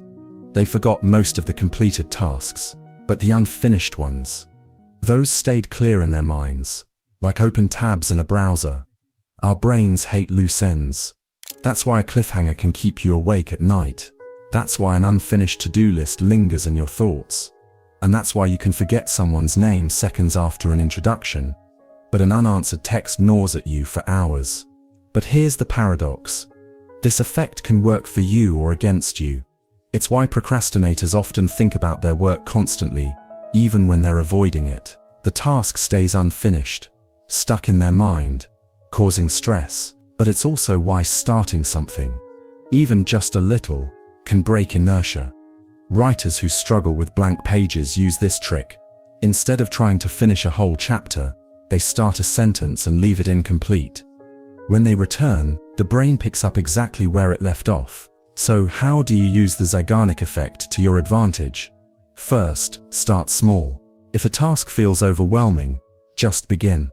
Even 5 minutes of effort can create the mental incomplete tension that keeps you engaged. Second, leave things unfinished on purpose. Stop work in the middle of a sentence, a paragraph, or a section. Your brain will naturally want to return to complete it. Third, offload mental loops. If unfinished tasks are crowding your mind, write them down. This signals to your brain that they're being handled, reducing anxiety. The Zeigarnik effect is powerful. It can pull you into a late-night Netflix binge. It can haunt you with an undone project. Or, it can be the force that drives you forward, making tasks impossible to ignore. So, the next time you're struggling to start something, don't aim to finish it all. Just leave the door open. Because, once you do, your mind won't let it stay unfinished for long. Parkinson's law. You have a simple task, writing a one-page report. It's not difficult, and under pressure, you could probably finish it in an hour. But the deadline, it's a week away, so you take your time. Maybe you do a little research. Maybe you check your email first. Maybe you jot down a few notes. But you don't feel rushed. Day after day, the deadline inches closer. Then suddenly, it's the night before. Now, you're scrambling. The pressure kicks in, and somehow, you manage to finish the report just in time. A week-long task, completed in one night. This is Parkinson's law. The idea that work expands to fill the time available for its completion. In 1955, British historian Cyril Northcote Parkinson wrote an essay based on his experience in government. He noticed something strange. Even when there wasn't much real work to do, tasks still took forever. Why? Because people filled their time with unnecessary complexity, bureaucracy, and procrastination. And it's not just governments. If you give yourself a month to do something, it'll take a month. If you give yourself a day, somehow, you'll finish it in a day. It happens everywhere. Meetings. A simple discussion that could take 15 minutes drags on for an hour, because an hour was scheduled. Emails. You overthink, edit and reword a simple response, because you don't feel the urgency. Packing for a trip. If you pack last minute, you throw things into a suitcase in 15 minutes. If you start early, you spend hours deciding what to bring. So, how do you fight Parkinson's law? First, set shorter deadlines. If you think a task will take a week, give yourself 2 days. You'll be surprised how much faster you can finish. Second, use artificial urgency. Set a timer. Challenge yourself to finish in half the time you originally planned. Third, apply the 80-20. Most of the important work happens in a small fraction of the time. Focus on what really matters. Cut the fluff. Because Parkinson's law isn't just about time, it's about how we use it. So the next time you catch yourself stretching a task to fit the deadline, try shrinking the deadline to fit the task. Because when time is short, you get straight to the point. The Endowment Effect. You're at a coffee shop, sipping from your favorite mug, the one you've used for years. It's nothing special, just ceramic, maybe a little chipped. Then, a stranger walks up and offers you $20 for it. You hesitate. $20 for this mug? No way. It's worth more than that. But what if the situation were reversed? What if you didn't own the mug yet, and someone was selling it to you? Would you still be willing to pay $20 for it? Probably not. This is the Endowment Effect. Our tendency to overvalue things simply because we own them, and it distorts the way we think about money, possessions, and even decisions. In 1991, psychologists Richard Thaler, Daniel Kahneman, and Jack Netsch conducted a simple experiment. They gave participants a coffee mug and then asked them how much they'd sell it for. Most said at least $7.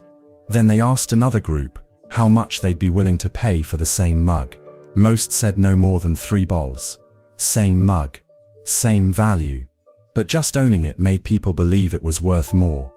And this effect shapes real-life decisions in ways we don't even realize. Think about your closet. You hold on to clothes you never wear, not because they're valuable, but because they're yours.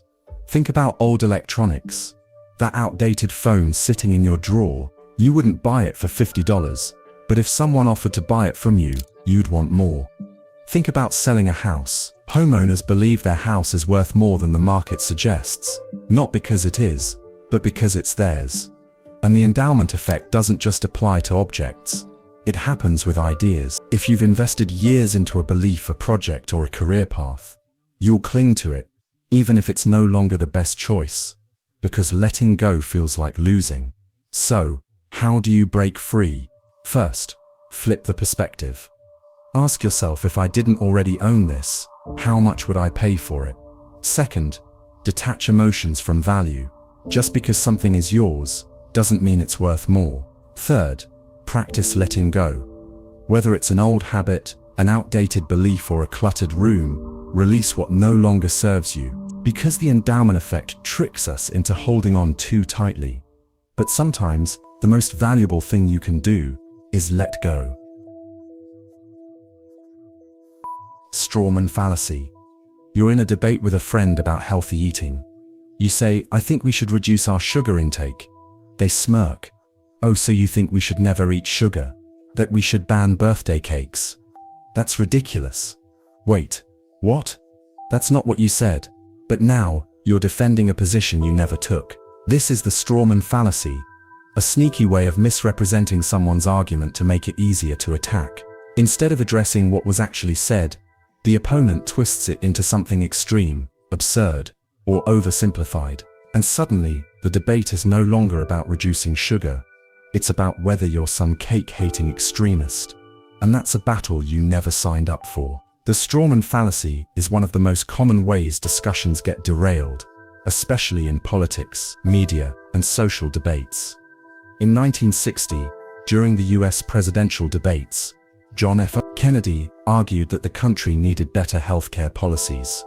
His opponents attacked him as if he were promoting full government control of medicine. Kennedy never suggested that. But by twisting his argument into an extreme version, they made it easier to reject. It happens in everyday conversations too. Politics. Someone says, "We need stricter background checks for gun owners." A response, "Oh, so you want to take away everyone's guns?" Science. A researcher finds evidence supporting climate change. A critic responds, "So you think we should all live in caves and stop using electricity?" Workplace. You suggest changing how meetings are structured. A colleague sighs, "Oh great, you just want to get rid of meetings completely." See the pattern? The Strawman Fallacy distorts the argument, shifting the focus to something easier to attack, often something that was never even said. So, how do you counter it? First, call it out. Say, "That's not what I said. Let's focus on my actual point." Second, clarify your argument. If they misrepresent your stance, restate it clearly. "I'm not saying we should ban sugar, just that we should be mindful of our intake." Third, don't fall for it yourself. Before responding to an argument, ask, am I addressing what they actually said, or just what I think they said? Because the Strawman Fallacy isn't just misleading, it's a distraction. And if you don't recognize it, you'll find yourself defending a position you never even took.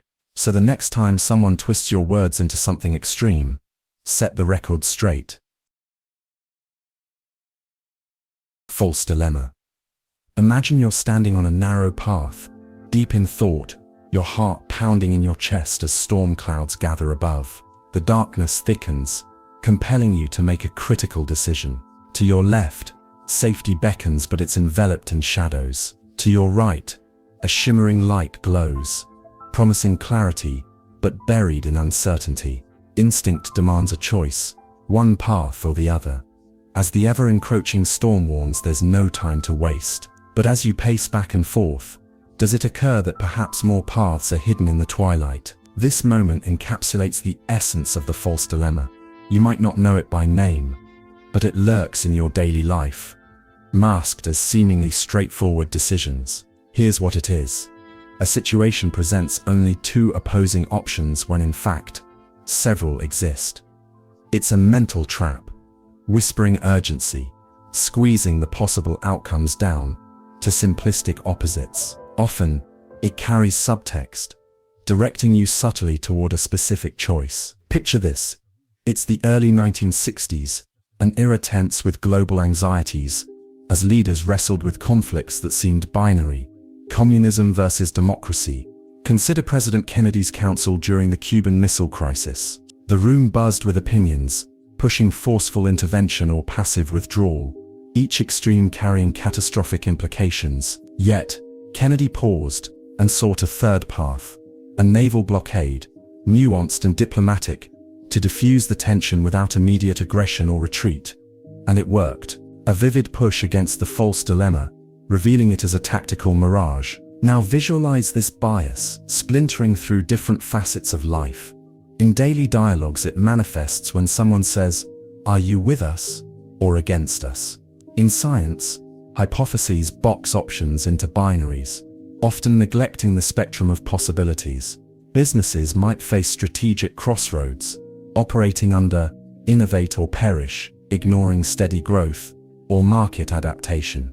Political debates flare with ultimatums, demanding rigid allegiance. Even in personal choices, like deciding on a career move, you might face stay in your job or risk everything for a startup, overlooking balancing options like freelance work or further education.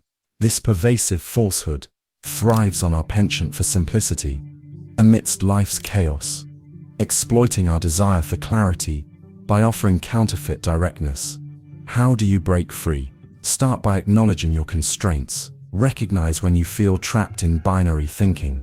This awareness acts like a ray of sunlight, piercing through the fog, hinting at alternative paths. Next, ask probing questions. Could there be other solutions? What have I overlooked? Engage with others to expand your view. Their insights might fill the blanks your perspective leaves. Encourage curiosity and creative thinking. Explore partial solutions, hybrid approaches, or even counterintuitive ideas. Sometimes the best way forward requires weaving a tapestry from multiple threads rather than following a lonely string. Reflect and revise your assumptions regularly. Remember that with more information, your picture shifts, revealing previously unseen perspectives. Revisit key decisions and challenge their underlying premises. Are they based on false dilemmas? And so we arrive at the precipice of choice. Back on that narrow path.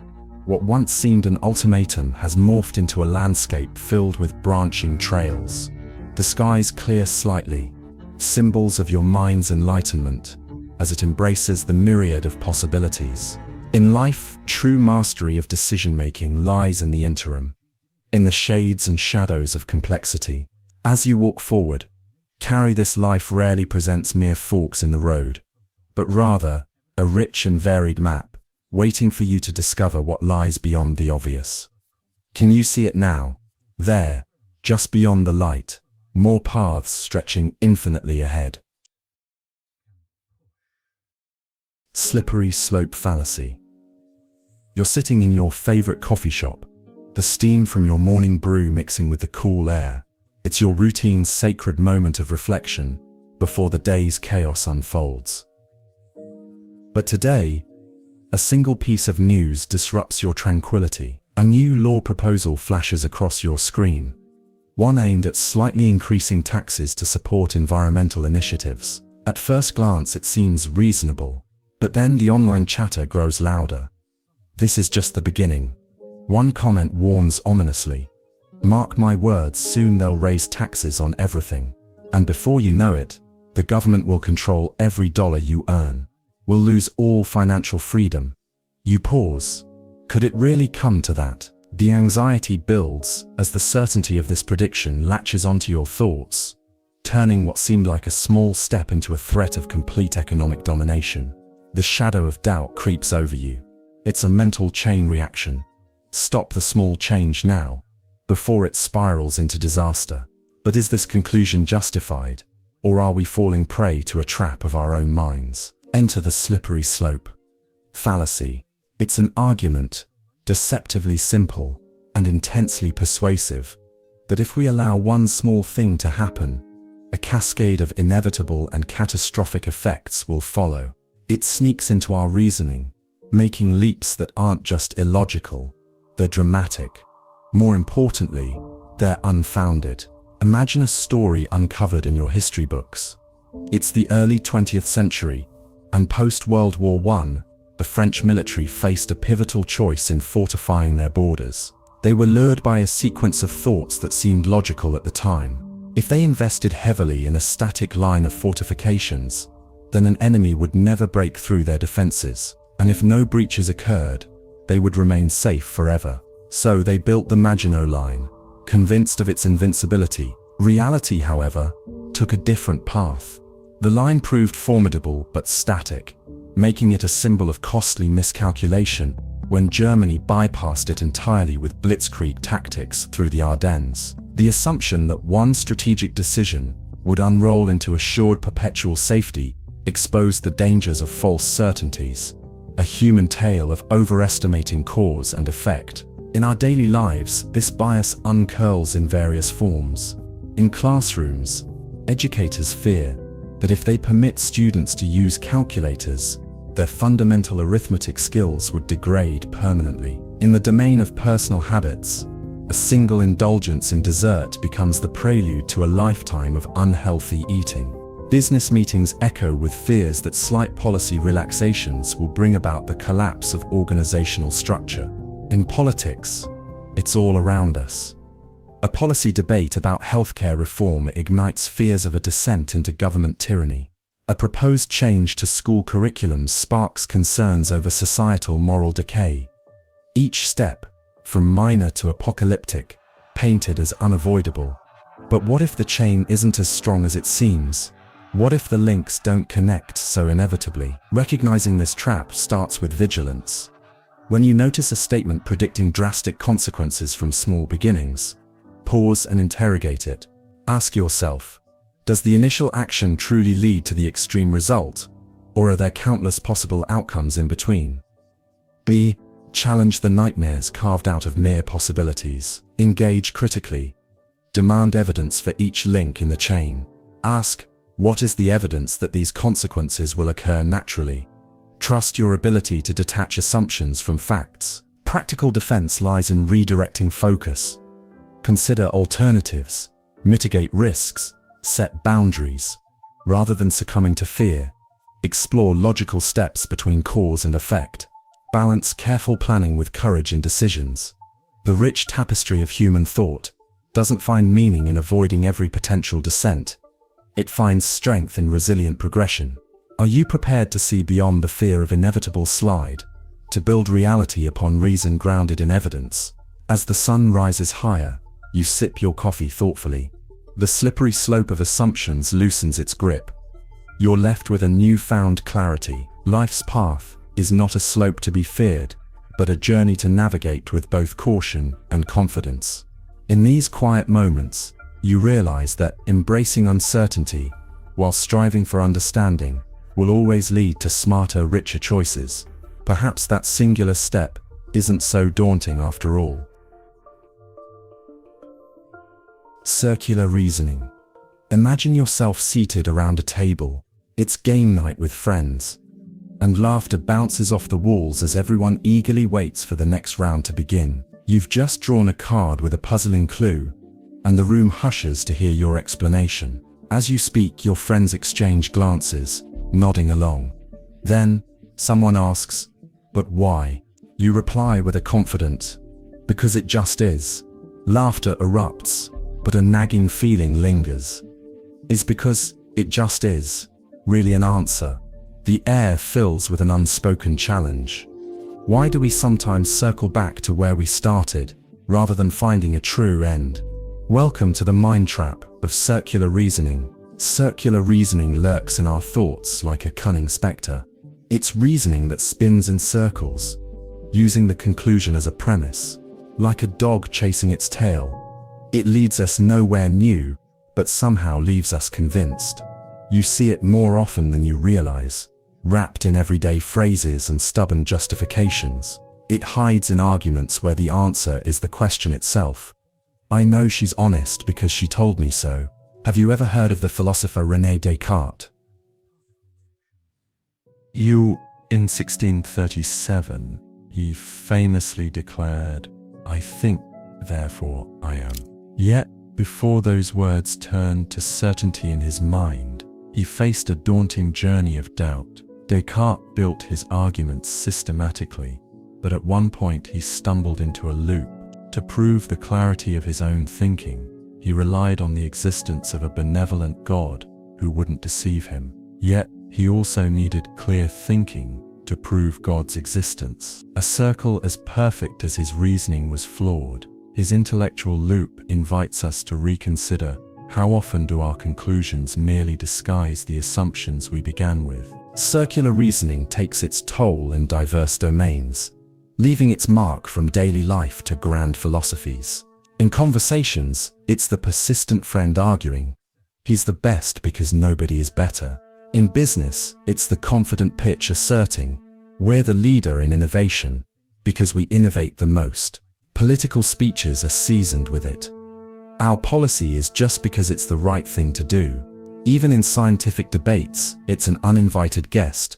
This theory must be true because all other theories are false. Each instance binds us in mental shackles, convinced of the circle despite its gap in logic. So why do we fall for this expensive trick of the mind? Familiarity is comforting. Challenging our reasoning feels like standing on a rising tide. Unsettling and lonely. Questions lead to doubt. Doubt leads to change. And change is something we're designed to resist. The mind, in its pursuit of cognitive ease, prefers the satisfying click of pieces slotting seamlessly, even if we're arranging the same pieces over and over. To break free from this relentless ring, we must become vigilant. Recognize the signs. When the answer seems suspiciously close to the question, take a step back. Ask yourself if the conclusion required external proof, or if it spiraled inward. Seek out the grounding force of evidence from outside the loop. When someone insists because look for the why, beyond the words. Train your curiosity like an explorer. Question assumptions with kindness, armed with the knowledge that finding a new path is more rewarding than running familiar laps. Engage in discussions that challenge your perspectives. Listen as much as you defend. Even introspection helps. When thoughts start weaving in circles, pause. Invite a pause. One mindful breath. One moment of consideration. Could there be more to this thought? More truth to uncover? Free yourself from the comfort of the known. Revel in the landscapes of the unexplored, where conclusions stretch beyond the horizon and lead to new beginnings. Circular reasoning is a dance of logic trapped in a loop. But what if we remove ourselves from the circle and walk a line of inquiry stretching towards the unknown? The world could change when reasons trace their roots into the earth instead of spinning in midair. Let your thoughts spiral forward, not in circles, like a ladder reaching ever upwards, promising the sky. Is it not more exhilarating to discover the expansive canvas of thought rather than clutching the rim of a wheel? Wouldn't you rather compose the melody of reason, unique and transformative, than rehearse the same tune? Escape the cycle. Embrace the narrative of genuine understanding. Let this be your call to transform reasoning from circles to spirals, ascending ever higher, revealing vistas of untold potential. Ad hominem. You're sitting in a lively coffee shop, sipping your favorite brew and minding your own business, when you notice a heated debate at the table next to yours. The conversation is intense, voices rising and falling like a stormy sea. You can see their words bouncing back and forth, like a game of verbal tennis. One person makes a brilliant point, and you nod silently in agreement. But then, something changes. His opponent leans forward, eyes narrowed with sly intensity. "Oh please, what do you know about economics?" He retorts, a sneer creeping into his voice. "Weren't you the one who couldn't even balance a checkbook last year?" The argument shifts. It's no longer about the economy or ideas. It's about the person making them. You feel a twinge of discomfort. Why do personal attacks derail arguments so effectively? What you've witnessed has a name: the ad hominem fallacy, a clever little trap of logic designed to distract and undermine. Ad hominem is Latin for to the person. Instead of addressing the idea or argument presented, the focus shifts to the individual making that argument. Suddenly, there's no need to tackle the validity of the claim itself, discredit the speaker, and the argument falls by default. It feels urgent because it works by tapping into our biases about credibility and character. Feel that chill down your spine? It should. The brilliance of ad hominem lies in its subversive simplicity. Step back into history, and you'll find enduring examples. Consider the infamous debates between Stephen A. Douglas and Abraham Lincoln in 1858. Douglas, a seasoned politician, resorted to personal jabs, labeling Lincoln as an untrustworthy black Republican in an attempt to paint him as an extremist. Instead of focusing solely on complex issues like slavery and economics, the debate swerved into the realm of character assassination. And then there was the Stanford experiment in the 1970s. Though not directly related to ad hominem, it did expose how easily authority and credibility are judged based on personality and perceived power. What if instead of critiquing the hierarchy or the ethical considerations of the experiment, focus had been placed on Zimbardo's lack of experience as a prison warden? Wouldn't that have skewed public perception? In grasping the power of ad hominem, it's vital to recognize its presence everywhere. Consider politics, where campaigns often hinge on casting aspersions on opponents' characters rather than engaging with their policies. Or the corporate world, where discrediting a competitor's leadership quality might overshadow product deficiencies. Even in science, Scholars occasionally dismiss outlying research, not for its merit but due to the researcher's controversial past, even if it has zero relevance to their current work. Can you see its shadow in personal decisions? We sometimes dismiss feedback from colleagues, not because their ideas lack merit, but perhaps because they dress a certain way, or hold a differing worldview. But what can you do to arm yourself against this bias? Awareness is key. When engrossed in an argument, pause and ask yourself, am I reacting to the message or the messenger? Recognize when discussions veer from substance to personal attack and guide them back to logic. Educate yourself to differentiate between credible critiques of character, which relate directly to argument credibility, and those that don't. Cultivate an objective ear. When you sense an ad hominem attack slipping into discourse, you can question its relevance out loud. Disarm the bias by demanding respect for both the argument and the individual. As you leave the coffee shop, the conversation you overheard lingers in your mind like the fading echo of a song. Why did it leave such a sour aftertaste? The answer, you realize, lies not in the bitterness of coffee, but in the bitterness of misdirected critique.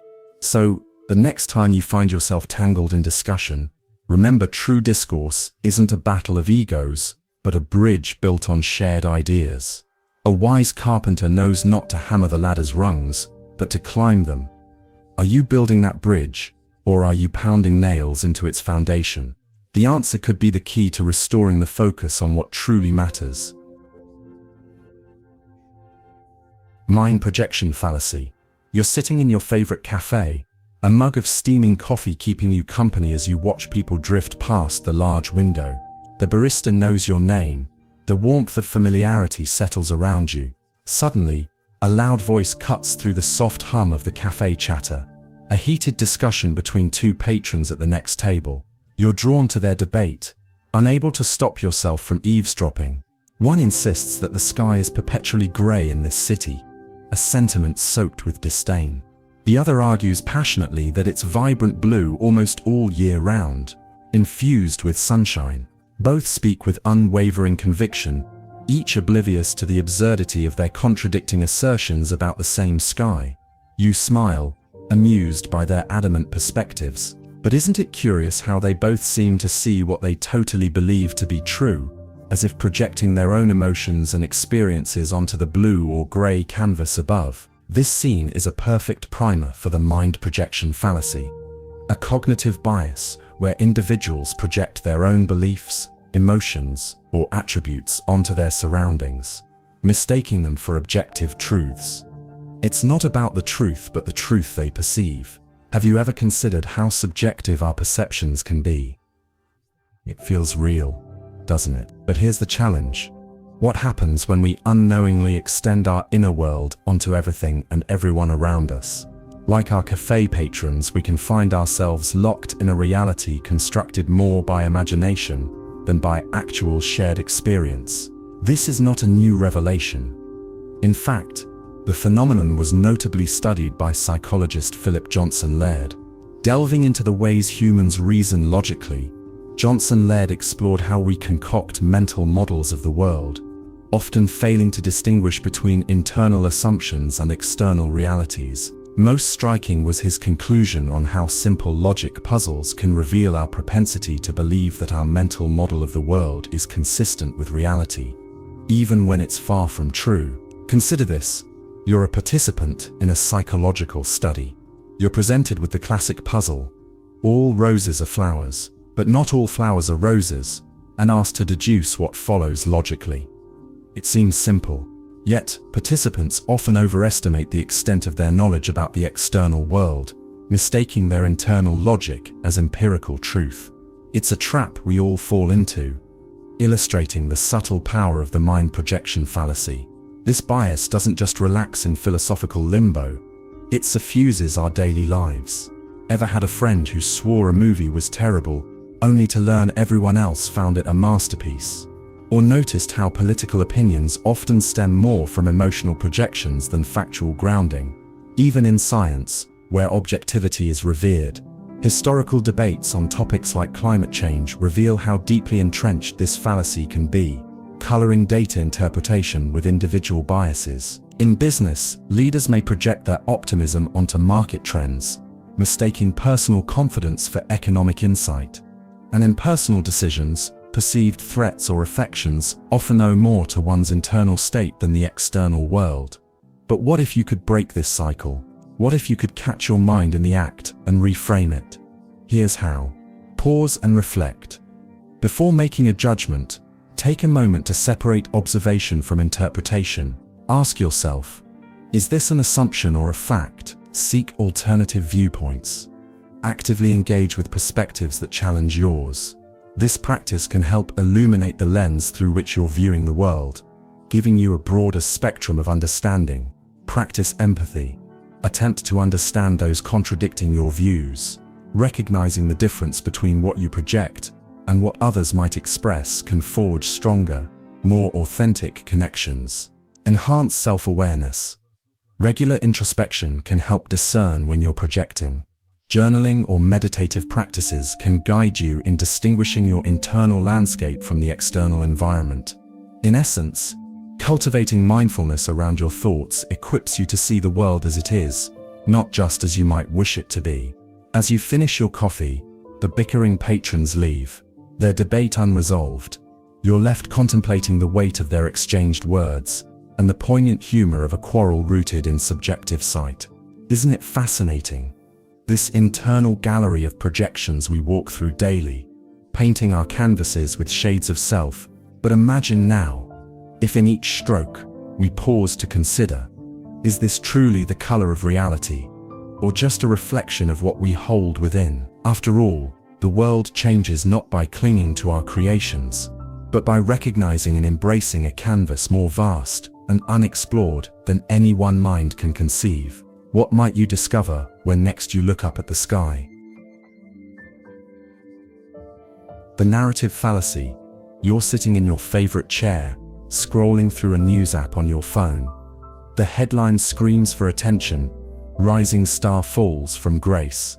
Intrigued, you dive into the story of a once promising politician caught in a web of scandal. The journalists paint a picture of ambition gone awry, a tale of greed, betrayal, and inevitable downfall. It feels complete, a story arc with a predictable trajectory. You nod, almost satisfied at the neatness of it all, until a small voice in the back of your mind whispers, is it really that simple? This is how the narrative fallacy draws you in.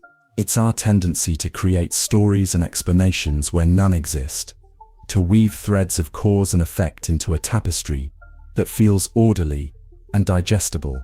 Life is chaotic, but narratives, they're comforting. Enter the narrative fallacy. It's a sneaky trick our brains play on us. We like stories, we crave them. They help us make sense of the world's complexity and unpredictability. But in reality, the world isn't a neat narrative. It's messy, full of randomness and chance. Let me walk you through an example. Think back to World War I. Historian and theorist Nassim Nicholas Taleb explains how it's often simplified as the result of clear, linear causes. Archduke Ferdinand's assassination leading to the Great War. But this reduction ignores a myriad of factors: political tensions, alliances tangling like a ball of yarn, nationalistic fervor that contributed to the eruption.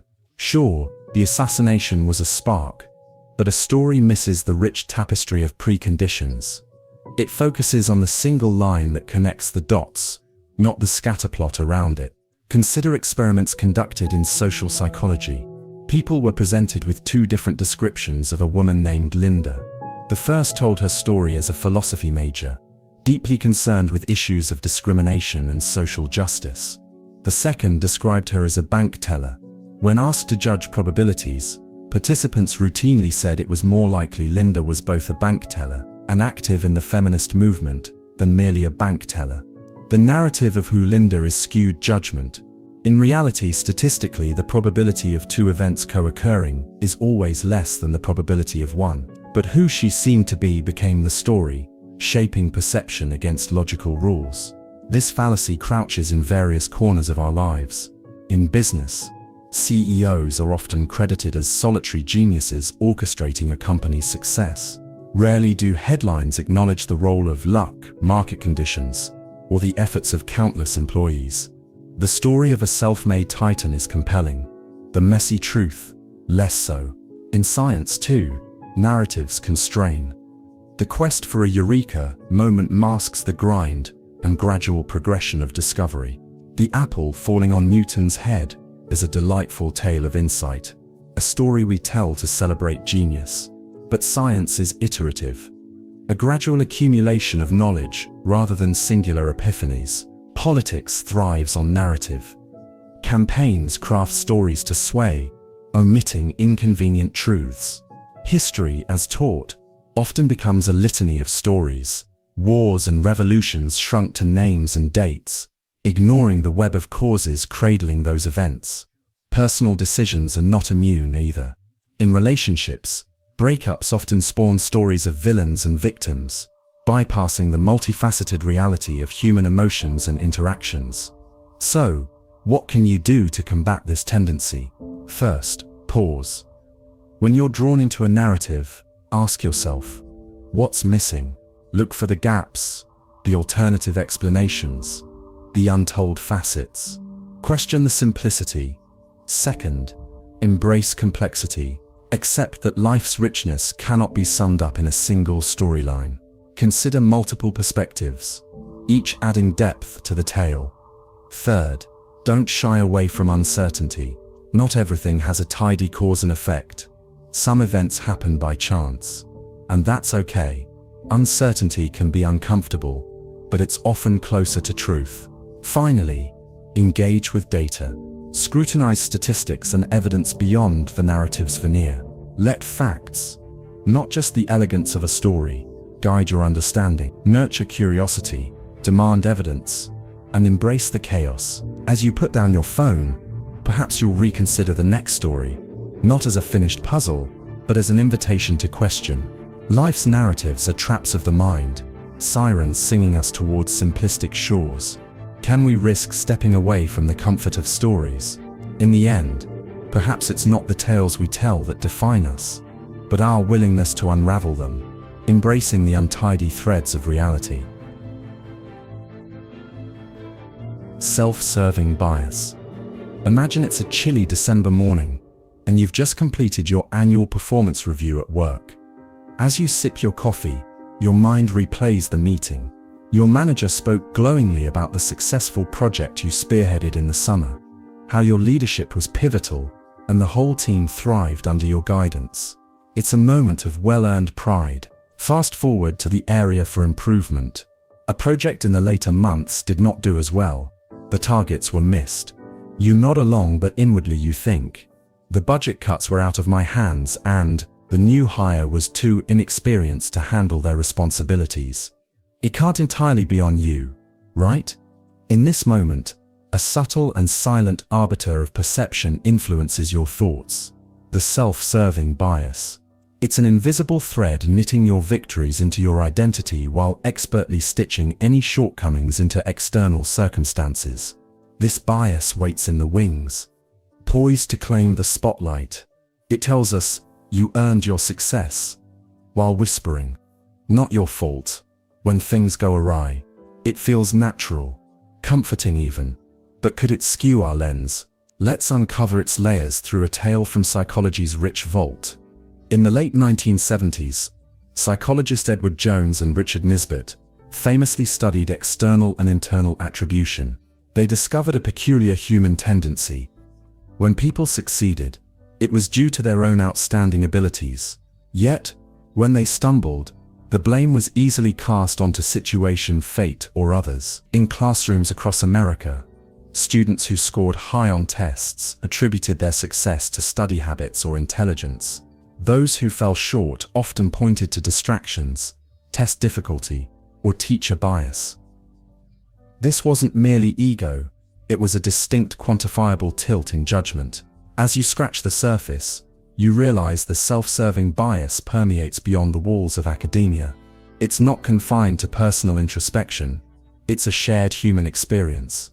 In the boardroom, Leaders bask in the glory of increasing annual revenue due to their strategic insights, yet shrink away from accountability when markets tumble. In research, scientists might trumpet brilliant breakthroughs, but quietly attribute failed experiments to faulty equipment. In politics, elected officials claim credit for economic booms, dismissing downturns as inherited woes. Even history books, shadowed by the victor's narrative, often fail to capture the unbiased truth. This bias, when unchecked, can cloud everyday interactions. An argument with a friend. Surely, they were the irrational one. A scraped bumper in the parking lot. Who could park so close? But recognizing the self-serving bias is like turning on the lights in a room painted with assumption-shadowed walls. Recognition, however, doesn't mean resignation. There are steps you can take to clear the view. Start by embracing mindfulness. Pause and question your instinctive attributions. Ask yourself, is it possible that I'm only focusing on the positives that belong to me? Reframe the narrative by actively acknowledging the contributions of others and the external factors objectively at play. Seek feedback, real and raw. Invite perspectives that challenge your viewpoint. And truly listen. Diverse insights can be the compass that steers you away from ego-perfected maps. Reflect on past decisions, dissecting outcomes without bias. Were victories really just yours? Could failures offer a new lens of learning and accountability? What about the future? Be intentional. Next time glory arrives, share the spotlight. When problems arise, reflect openly. The self-serving bias doesn't need to script your life silently. As you return to that chilled morning and set down your cup, ponder this: is true growth not found in the balance of wins and losses? Like the breath between musical notes, fullness comes from harmony, not cacophony. Imagine cultivating a world where acknowledgement sings with humility and reflection dances with honesty. Perhaps in such a world, we find not just the self we wish to serve, but a richer self indeed. False consensus effect. Imagine you're at a dinner party, listening as the conversation shifts to whether pineapple belongs on pizza. You assert with confidence that everyone surely agrees with you. Fruit has no place on a pizza. It's absurd to think otherwise. You glance around expecting nods of agreement but are met with mixed reactions. A few approving smiles, others with furrowed brows, and some quietly sipping their drinks. Surprised, you suddenly realize maybe, just maybe, your assumption about everyone's preferences isn't as universal as you thought. This discomfort you feel, as your assumption is challenged, this momentary dissonance, is the false consensus effect in action. It's the human tendency to overestimate how much others agree with our own beliefs, behaviors, and tastes. We naturally assume our perspectives are more common than they truly are, which can lead to misunderstandings and even conflict. The false consensus effect often hides in plain sight, subtly shaping our interactions every day. Like sunlight refracted in water, it distorts how we perceive the opinions and behaviors of those around us, until we start looking closely and see its elusive shimmer beneath the surface. Why does this happen? Our experiences and social circles often mirror our own views, which, over time, reinforces the belief that our way of seeing the world is not just normal but prevalent. In a clever experiment conducted in 1977 by researchers Lee Ross, David Green, and Pamela House, the false consensus effect was meticulously unveiled. Participants were given a choice: walk around the campus for 30 minutes wearing a sandwich board that proclaimed "Eat at Joe's," or to decline. Those who agreed to wear the sign estimated a majority of their peers would also consent. Those who refused, they believed most people would make the same choice. It was as if the world through each person's eyes was a symphony echoing their own tune, drowning out the possibility of discord. These mental shortcuts can be deceptive, even on the grand stage of history. Consider political landscapes where leaders, swayed by their close-knit advisories, who inevitably echo the leader's own views, frequently falter in their calculations. This is how launch failures occur, both literally and metaphorically.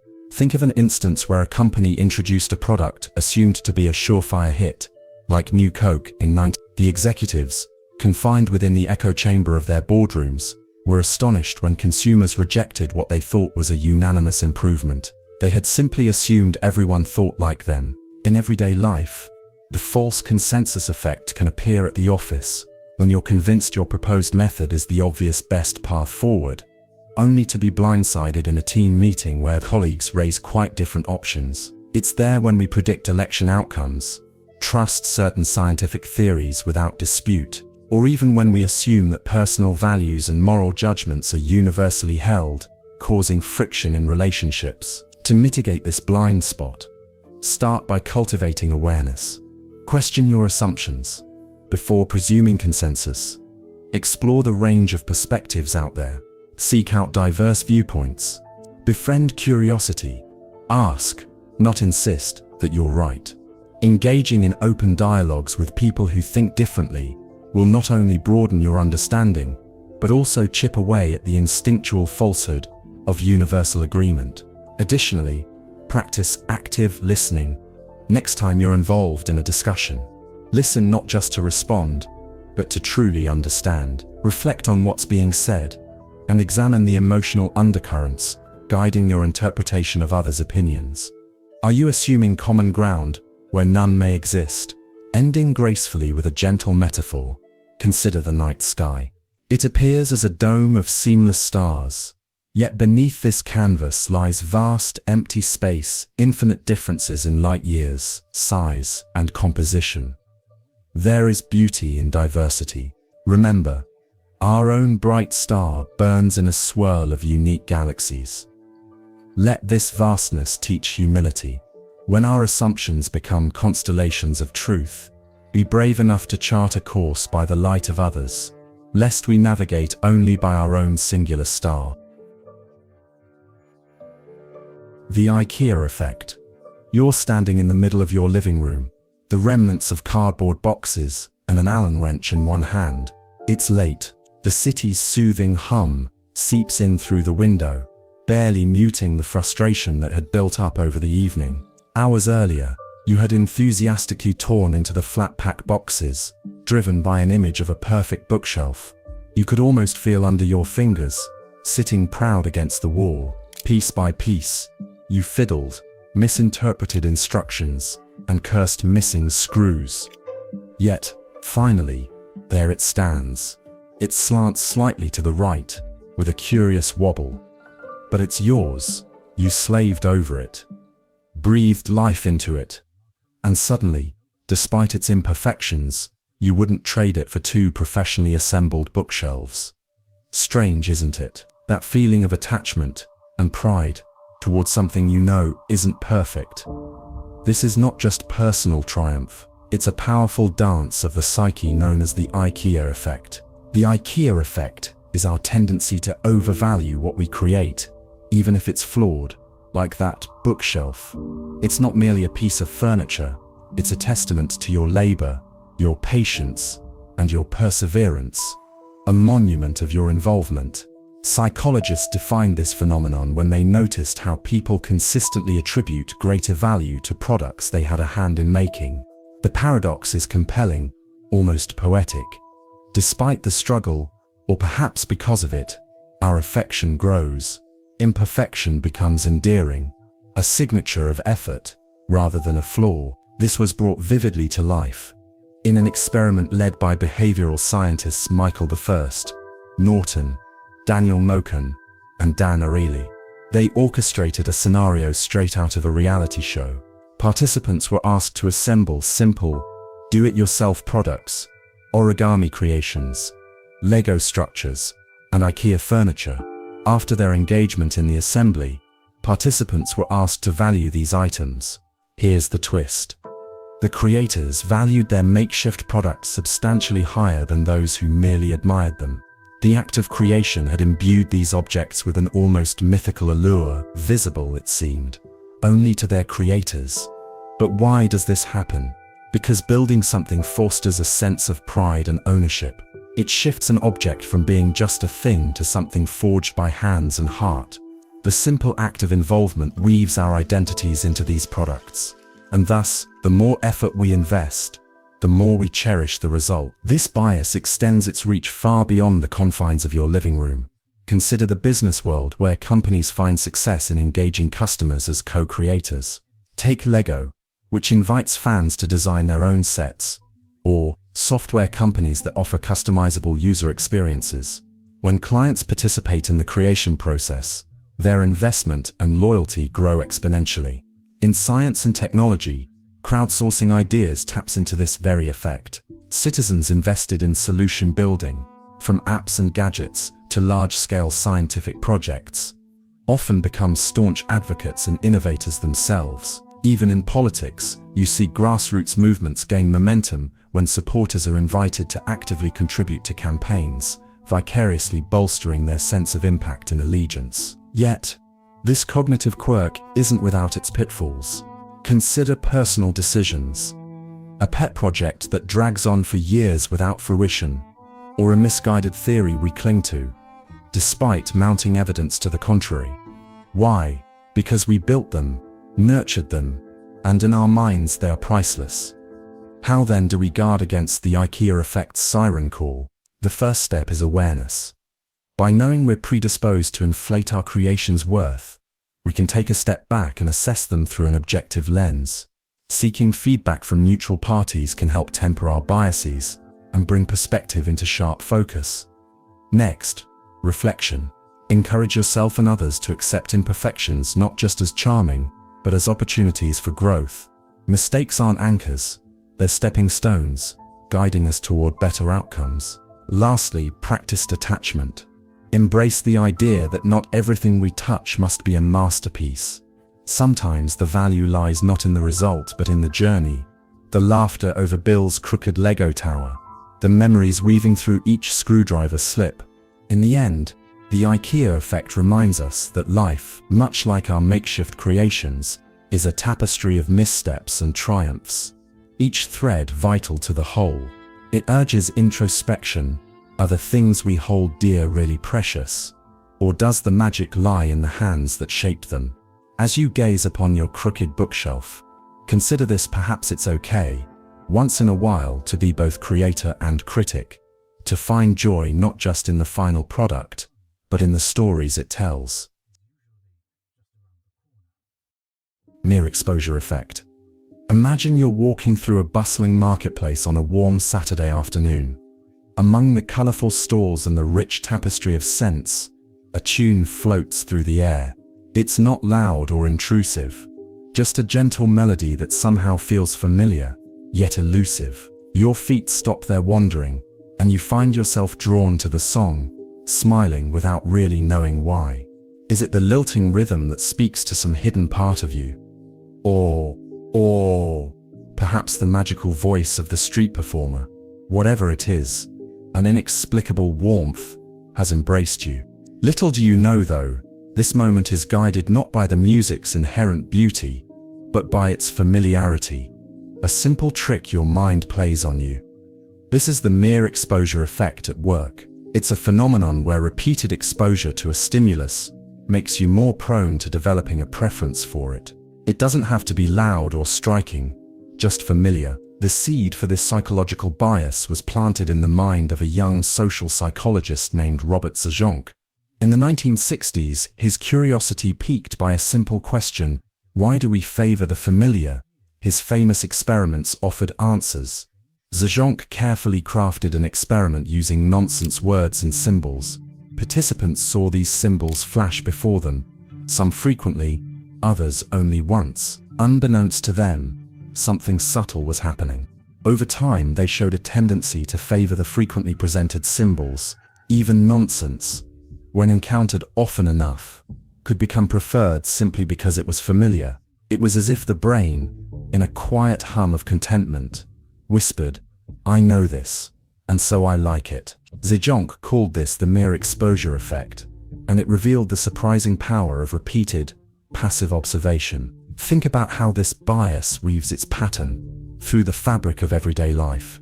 It's the reason you might feel a fondness for that local radio jingle you once found annoying, or why you choose a particular brand at the supermarket. Even if you've never tried it, advertisers harness its power by exposing you to a brand's logo again and again, embedding it in your subconscious until it feels like second nature. Remember the heartwarming dog food commercial that aired through the winter holidays? It may not have convinced you of the product's superiority, but seeing it repeatedly makes it comforting, familiar, an automatic choice when faced with many options. In politics, candidates who flood airwaves with their presence can become a favorable choice simply through constant exposure. A well-timed image on social media or repeat appearances on TV can tip the scales in favor of a politician, often independent of policies or competence. History remembers campaigns not always won by the best ideas, but by the familiar face. Science is not immune. Research findings, when repeatedly reported, can gain an undue aura of credibility, overshadowing potentially groundbreaking yet lesser-known studies. The familiar narrative, spun enough times, becomes the one few challenge. In personal decisions, this bias subtly sways you. We often navigate to music, foods, even people who occupy a space in our comfort zone, not because they are the best, but because they simply are. The thrill of the new pales, next to the warmth of what we know.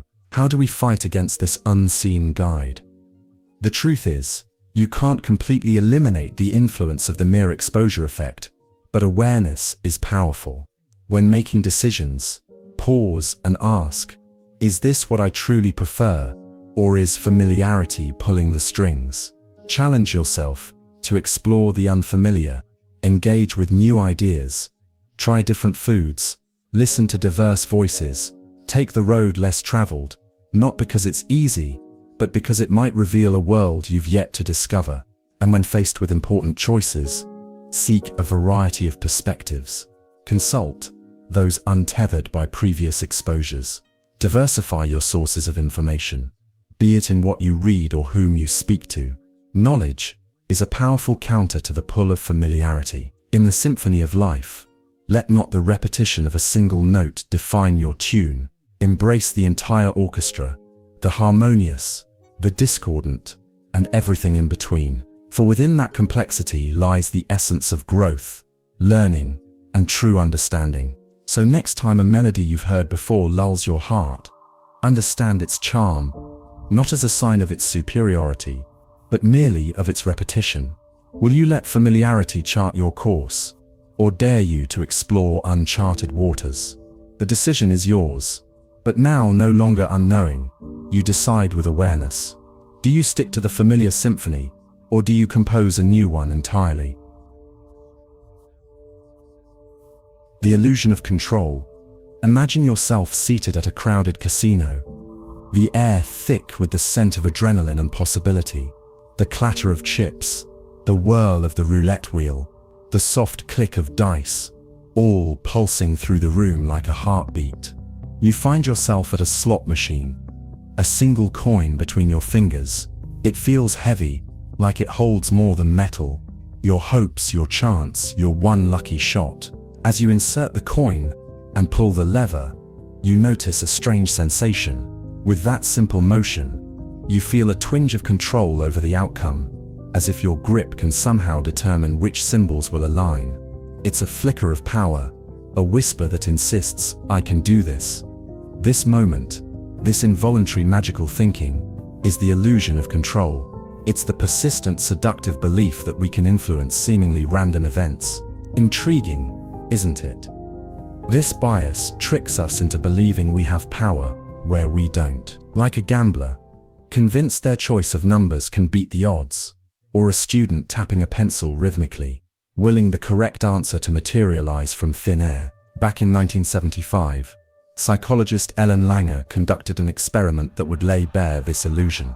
She invited participants to buy lottery tickets. Half received tickets with numbers randomly selected by the experimenter, while others were allowed to choose their numbers. Later, everyone had the opportunity to sell their tickets back.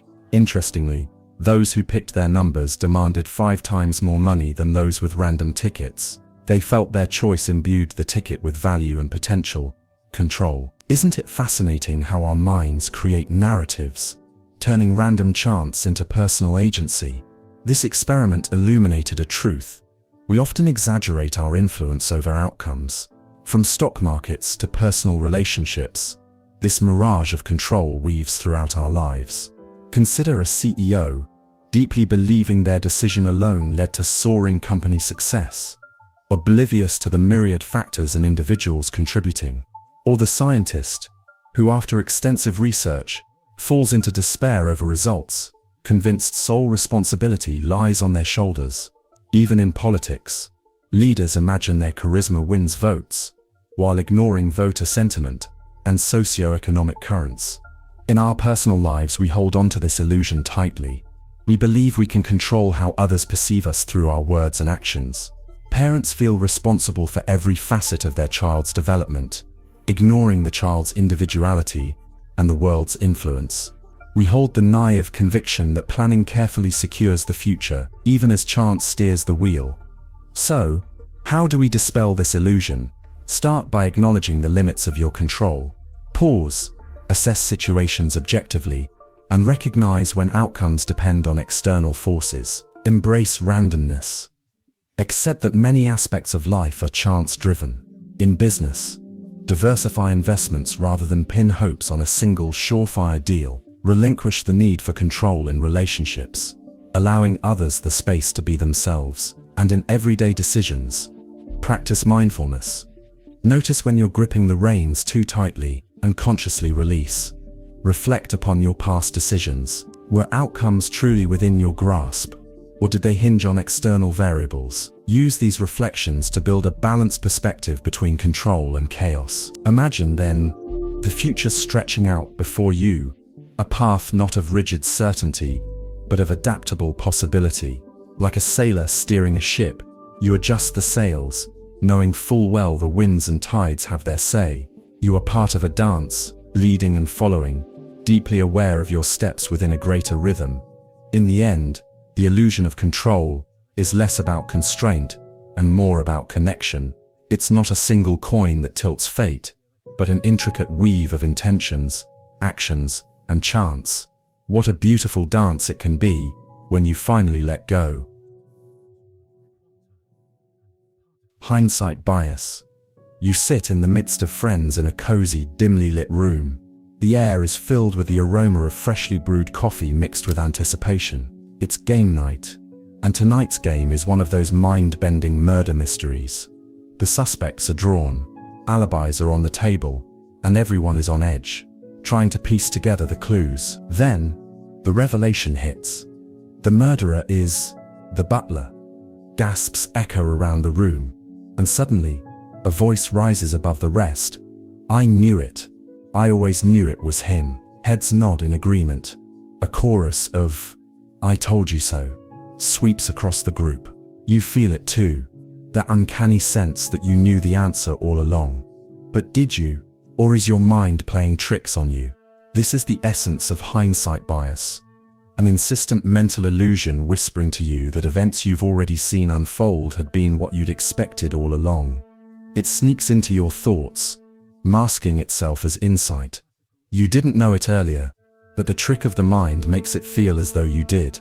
It's like watching clouds shift into familiar shapes after they've already formed. How could you not have seen it before? Hindsight bias isn't just a quirk. It's a pervasive influence. Psychologists define it as the tendency to see events as having been predictable after they've already occurred.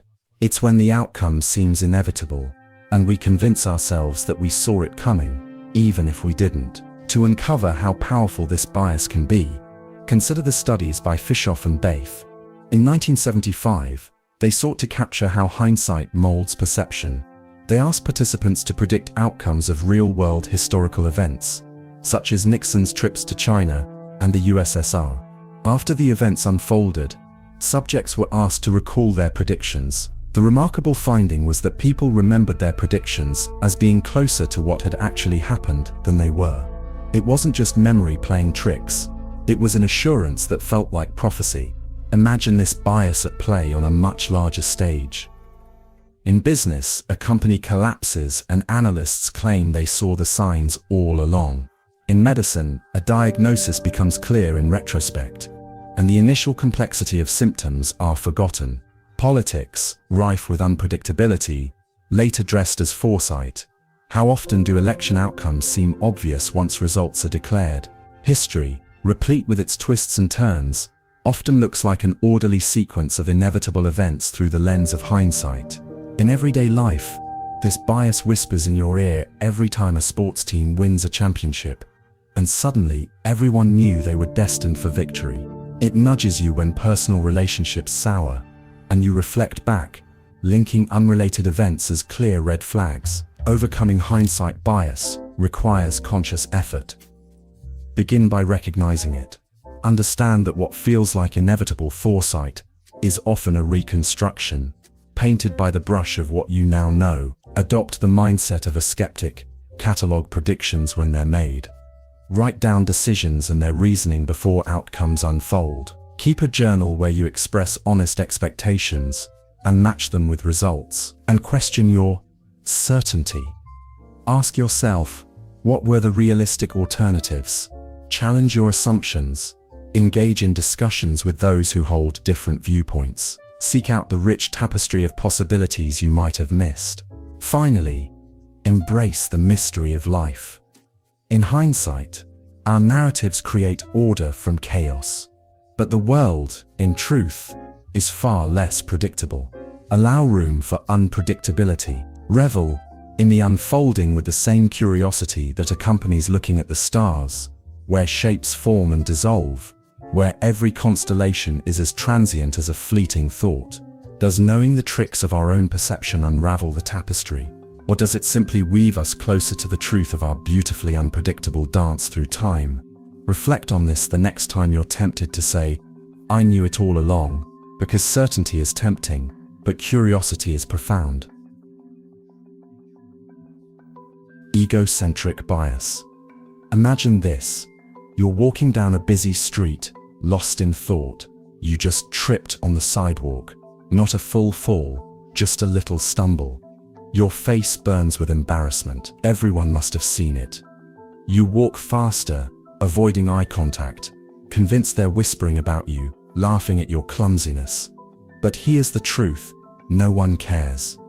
Because they're too busy worrying about themselves. This is egocentric bias, our tendency to believe we are the main character in everyone else's story, when in reality, we are just a passing blur in their world. And this illusion shapes how we experience life. In 2000, psychologists at Cornell University conducted a simple but brilliant experiment. They had participants wear an embarrassing t-shirt, one with a giant goofy face on it, then walk into a room full of strangers. Afterward, they asked the participants, "How many people do you think noticed your shirt?" The participants guessed at least half. The actual number, less than 25%. They thought the world was watching, but the world barely noticed. Egocentric bias tricks us into overestimating how much attention people pay to us, our mistakes, our looks, our words. It happens everywhere. At work, you send an email with a tiny typo. You obsess over it for hours, imagining your boss reading it over and over, shaking their head at your incompetence. But in reality, they barely skimmed it, they moved on. In social situations, you said something awkward in a conversation. As soon as you leave, the thought haunts you. Did I sound stupid? Did I ruin the moment? But the people you were talking to, they were too busy thinking about what they said to analyze every word you spoke. On social media, you post a picture. You hesitate. Does my hair look weird? Did I say something dumb in the caption? But to everyone else, your post is just another fraction of a second in their endless scrolling. Egocentric bias makes us believe we are in the spotlight. But the truth is, most people are too busy living their own lives to focus on ours. So, how do we break free? First, shift perspective. The next time you feel self-conscious, ask yourself, how much do I actually remember about others' small mistakes? Probably very little. So why assume they remember yours? Second, embrace imperfection. The people who stand out aren't the ones who try to be flawless. They're the ones who own their humanity. Third, let go. That embarrassing moment? It's already forgotten. That small mistake, no one is replaying it, except you. Egocentric bias makes the world feel like a mirror, reflecting everything we do. But in reality, it's just a window, and everyone else is too busy looking at their own reflection to notice yours. The curse of knowledge. You're trying to teach your friend how to play a simple card game. You know the rules inside out. You've played it for years. So you explain. You start with 5 cards. You can draw, discard, or play a combo, but only if it matches the rank or suit, unless there's a wild card, which overrides, but only if the last move wasn't a double stack. Your friend blinks. Wait, what? You sigh, frustrated. It's not that hard. Just play a card that matches. It's obvious, but to them it's not obvious at all, because you've forgotten what it's like not to know. This is the curse of knowledge, the psychological trap that makes us assume others understand what we understand. It happens everywhere. In the workplace, a tech expert gives a presentation. Their slides are filled with jargon, API endpoints, machine learning models, scalable infrastructure. But the audience is lost. The expert doesn't notice. To them, it all makes perfect sense.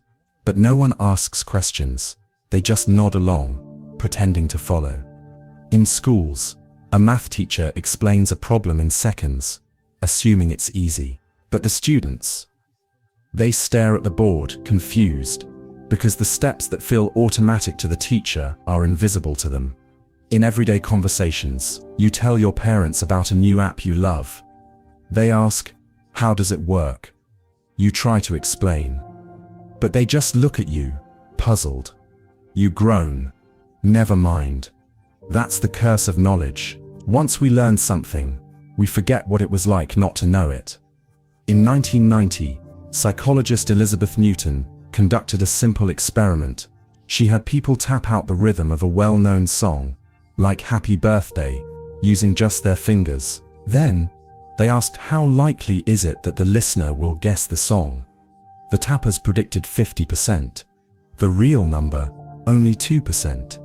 Because in the tapper's mind, the song was playing clearly, but to the listener, it was just random noise. The curse of knowledge blinds us to what others don't know. So, how do we break free? First, simplify.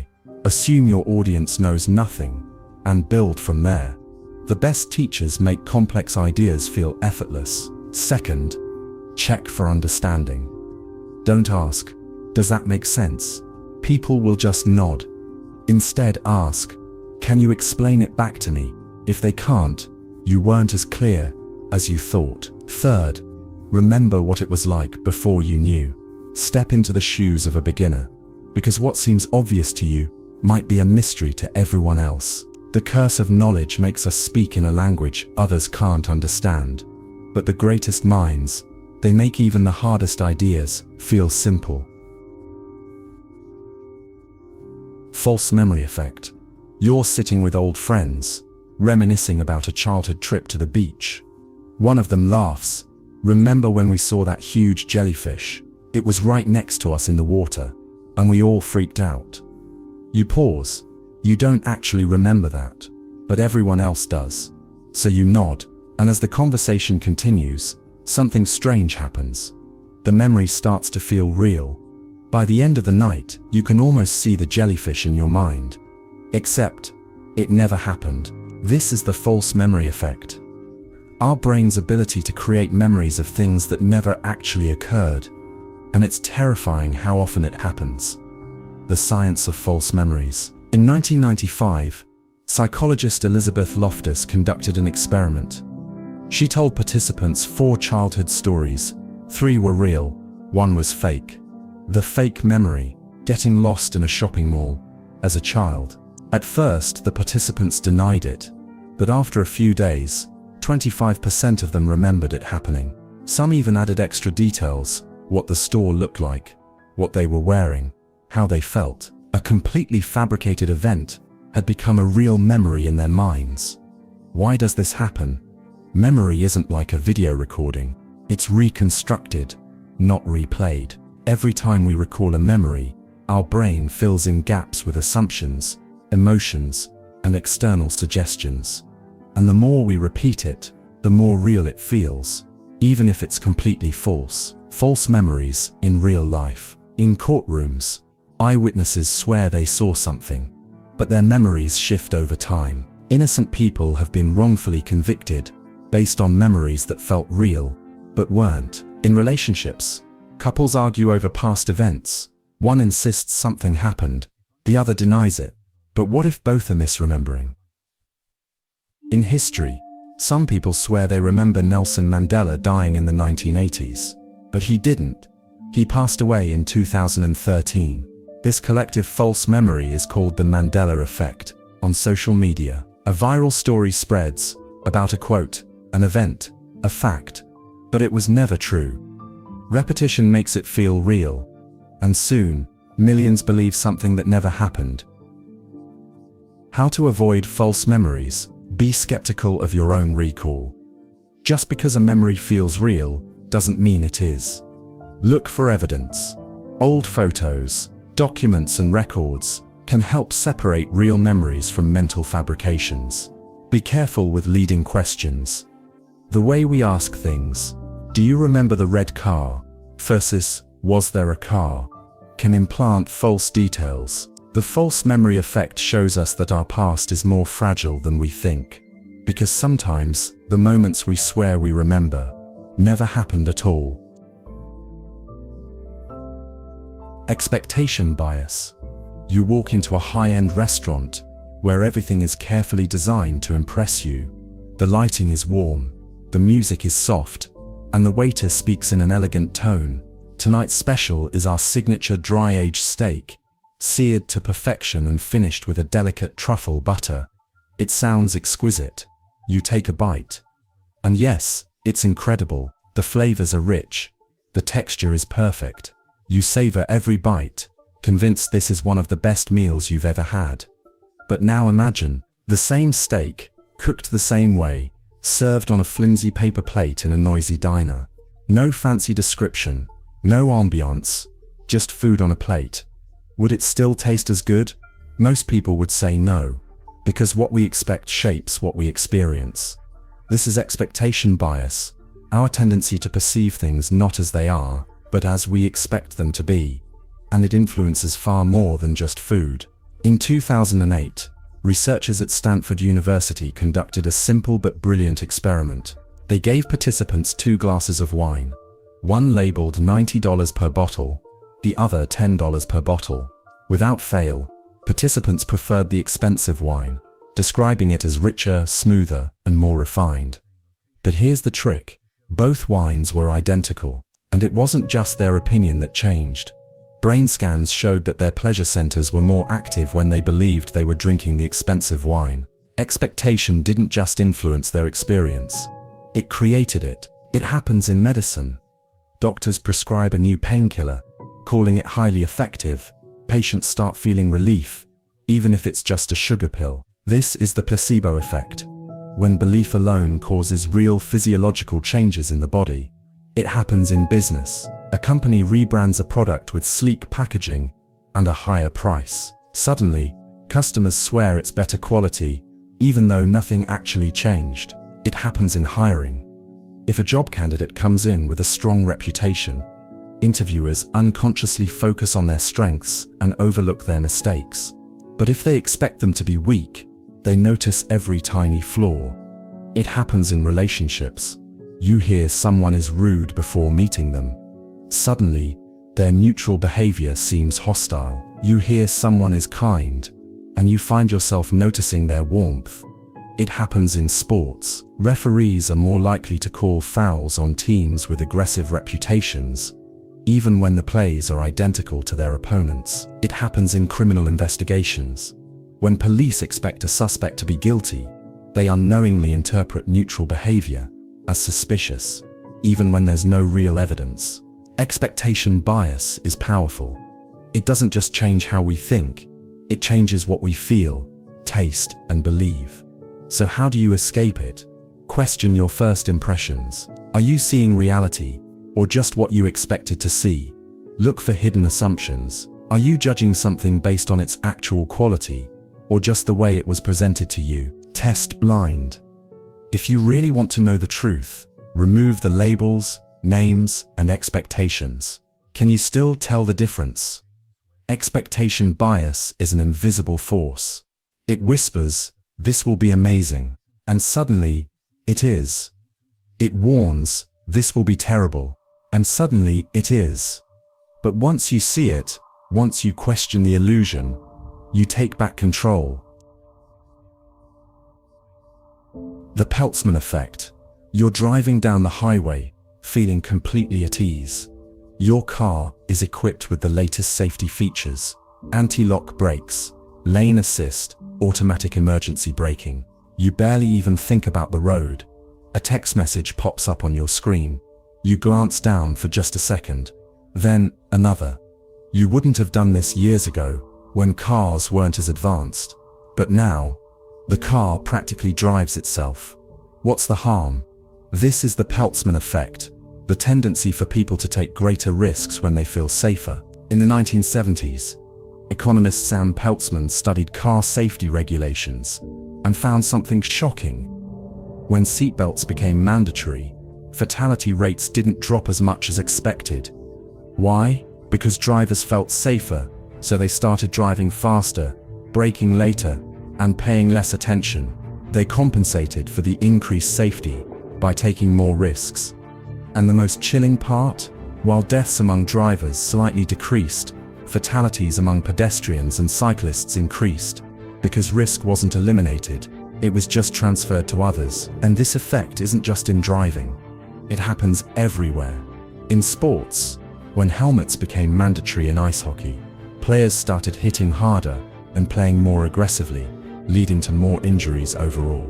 In health, studies show that people who take cholesterol-lowering medication are more likely to eat unhealthy foods because the medicine makes them feel invincible. In cybersecurity, stronger passwords and advanced security systems make people careless with their login details, leading to more hacking incidents. In finance, insurance policies create a safety net, which can encourage riskier investments and reckless spending, because losses feel less personal. The Peltzman Effect shows that when people feel protected, they subconsciously push the limits further than they normally would. So how do we stop it? First, recognize the illusion. Just because you feel safe doesn't mean you're invincible. Second, stay mindful. The best safety measures don't work if they make you drop your guard. Third, take responsibility.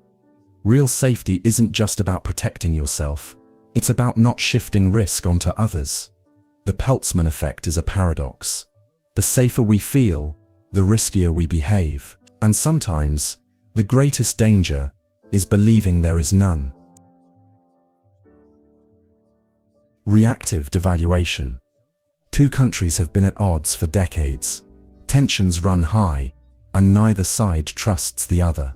Then, one day, a peace proposal is put on the table. The terms are fair, mutual compromises, clear benefits for both sides.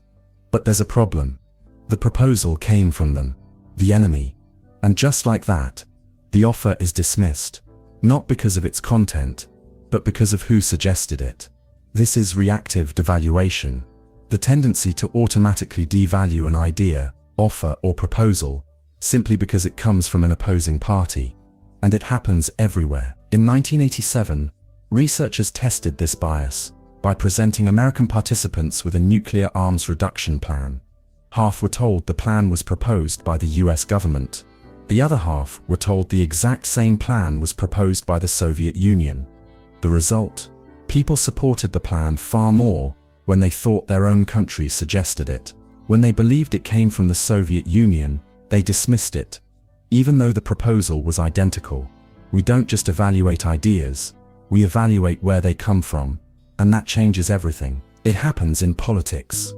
If a policy is proposed by your preferred political party, it seems like a great idea. But if the exact same policy is suggested by the opposition, suddenly it's flawed, dangerous, unrealistic. It happens in business. If a new strategy comes from your team, your department, your company, it feels innovative. But if a competitor suggests the same thing, it seems self-serving or risky. It happens in relationships. A friend, partner, or family member offers advice, but because it's coming from them, you reject it outright. Yet if a stranger or expert says the same thing, you take it seriously. Reactive devaluation blinds us to good ideas simply because of their source. So how do we break free? First, separate the proposal from the person. Ask yourself, if this came from someone I trust, would I see it differently?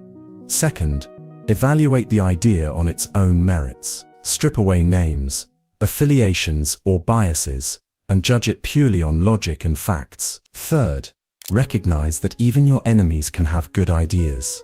Dismissing something just because of who said it means you might be rejecting something valuable, practical, or even necessary. Reactive devaluation is a silent trap. It convinces us that bad ideas can only come from outsiders, and good ideas can only come from our own side. But the truth is, wisdom isn't limited by where it comes from. And if we can't see past the messenger, we might miss the message that could change everything. Illusory truth effect. You're scrolling through your social media feed late at night, and one headline catches your eye. It's a bold claim about a miracle cure for a common illness. You pause, intrigued, and click the link. The article promises an almost magical solution, an inexpensive remedy that seems too good to be true. You read it once, then a few days later you see the same claim repeated on different sites, in various forms, even in a short video shared by friends. Each time you encounter it, the claim sounds more convincing. The repetition feels like validation, and soon you begin to believe it without question. Even though the evidence is flimsy, the claim seems to solidify in your mind through constant exposure. This is the illusory truth effect, the tendency to believe information is true simply because it has been repeated often enough. Our minds prefer familiarity over skepticism, mistaking repetition for accuracy. Studies have shown that when people hear the same statement over and over, they are more likely to accept it as fact, even if it's entirely false. The brain doesn't always scrutinize the details. It uses repetition as a shortcut to gauge truth. It's as if the statement becomes embedded in your memory, glowing with an aura of reliability the more you see it. Consider how this plays out in everyday life. You might find yourself nodding in agreement during conversations, not because you verified every detail, but because the idea feels familiar. A news story shared repeatedly on multiple platforms eventually feels like a verified fact, regardless of its actual credibility.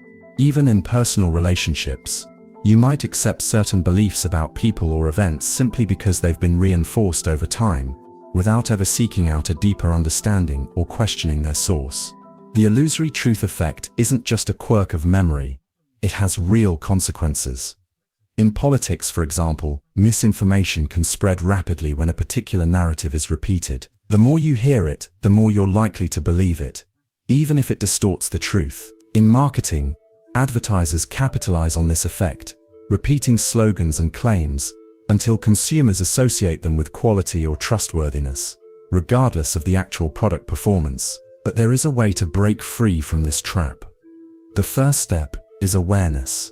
Recognizing that repetition can cloud your judgment is key. Ask yourself if you truly know the facts, or if you're simply echoing what you've heard multiple times. Dig deeper into the sources of the information and seek out multiple perspectives before accepting something as true. Next, challenge your own familiarity with ideas. When you see a claim repeated over and over, take a moment to pause and critically analyze it. Don't let the ease of recognition fool you into believing it without question. Sometimes the most persistent truths are not the ones you see most often, but those that withstand scrutiny despite their rarity. Finally, cultivate a habit of skepticism. Embrace a mindset that values questioning over accepting at face value. When you encounter a familiar claim, remind yourself that familiarity does not equal truth. Look for hard evidence, reliable data, and diverse viewpoints. By doing so, you create space for genuine understanding, rather than a passive acceptance of repeated statements. The illusory truth effect is a powerful reminder that our minds are not infallible judges of fact. They can be easily swayed by repetition, mistaking familiarity for truth. But once you understand this psychological trap, you have the power to overcome it by questioning, researching, and thinking critically. So the next time you come across a claim that seems too familiar to be questioned, pause and ask yourself, is this belief truly mine, or is it just the echo of a repeated story? Because sometimes, the truth lies not in what is repeated over and over, but in what is carefully examined and truly understood. Ben Franklin Effect. There's someone in your life you don't really like. Maybe it's a coworker, a neighbor, or just someone who always rubs you the wrong way. One day, you need a favor, something small, something simple, but for some reason you hesitate. Why would they help you? They don't even like you.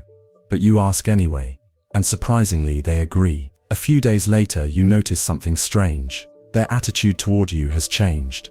They seem friendlier, more open. The tension that once existed is fading, and suddenly, they don't seem so bad after all. This is the Ben Franklin Effect, a psychological paradox where people tend to like those they have already helped. It sounds counterintuitive. You'd think that doing a favor for someone would make them like you more. But in reality, the opposite often happens. The person who helps you starts to like you more. In the 1700s, Ben Franklin discovered this effect firsthand. He had a political rival, someone who openly disliked him. Instead of confronting the hostility head-on, Franklin tried something different. He asked the man for a favor, not a grand request, just something small, borrowing a rare book from his collection. The man agreed, and Franklin returned the book with a polite note of thanks. From that moment on, his rival's attitude toward him changed. The tension disappeared, and the two eventually became close friends. Why did this happen? Because our brains hate cognitive dissonance, the discomfort that comes from holding two conflicting thoughts at the same time. If someone dislikes you but then does you a favor, their brain has two opposing ideas. I don't like this person. I just helped this person. To resolve this conflict, the brain rewrites the story. I must like them. Or why would I have helped them? And just like that, their feelings shift. This effect plays out everywhere. It happens in the workplace. When a colleague helps you with a project, they may start seeing you as a valuable team member, even if they didn't before. It happens in relationships. When someone does something kind for their partner, their affection grows, not just because of the act itself, but because their brain reinforces the belief that they care about this person. It happens in negotiations. If you ask for a small concession early on, the other person becomes more likely to agree to bigger requests later. The Ben Franklin effect shows us that actions shape emotions, not just the other way around. So how can you use it? First, if you want to improve a relationship, ask for a favor. Something small, something easy to grant. A book recommendation. A quick piece of advice. Something that subtly nudges the other person into seeing you differently. Second, recognize that helping others also shapes your own emotions. The more favors you do for someone, the more you convince yourself that you care about them. Third, understand that small interactions can create psychological shifts. A single favor can tip the scales of an entire relationship, turning a rival into an ally, a stranger into a friend. The Ben Franklin effect is a quiet force. It works beneath the surface, shaping how we feel about people in ways we don't even realize. And sometimes, the simplest way to change how someone sees you is to let them help you first. Risk compensation. You're at a ski resort, standing at the top of a steep slope. Years ago, before helmets became common, you might have hesitated. The risk of injury felt real, so you would have taken it slow, careful with every turn. But today you're fully geared up. A high-tech helmet, impact-resistant goggles, reinforced padding. You feel invincible, so you push off. Faster, bolder, taking sharper turns, hitting jumps you normally wouldn't. And then you crash. Not because you were unlucky, but because you felt too safe to be cautious. This is risk compensation. the tendency to take greater risks when we feel more protected. It's a psychological trap that tricks us into believing that safety measures make danger disappear. In the 1970s, economist Sam Peltzman studied the effects of seatbelt laws. He found something shocking. When seatbelts became mandatory, the number of driver fatalities didn't drop as much as expected. Why? Because drivers felt safer, so they drove faster, braked later, and took more risks. And while seatbelts did reduce deaths among drivers, fatalities among pedestrians and cyclists increased. Risk wasn't eliminated. It was just transferred to others. And this effect isn't just in driving. It happens in sports. When helmets became mandatory in ice hockey, players started hitting harder and taking more risks, leading to more spinal and brain injuries. It happens in health. Studies show that people who take cholesterol-lowering medication are more likely to eat unhealthy foods because the pill makes them feel like they're already protected. It happens in finance. When people have insurance, they tend to take bigger risks with their money, knowing there's a safety net if things go wrong. It happens in cybersecurity. Stronger passwords and advanced security features make people careless with their login details, leading to more hacking incidents. The more protected we feel, the more we push the limits. So how do we fight risk compensation? First, recognize the illusion. Just because something feels safer doesn't mean the actual risk is lower. Second, don't let protection replace caution. Safety measures work best when they enhance responsible behavior, not when they encourage recklessness. Third, take responsibility. Real safety isn't just about protecting yourself. It's about not shifting risk onto others. Risk compensation is a paradox. The safer we feel, the riskier we behave, and sometimes the greatest danger is believing there is none. Cryptomnesia.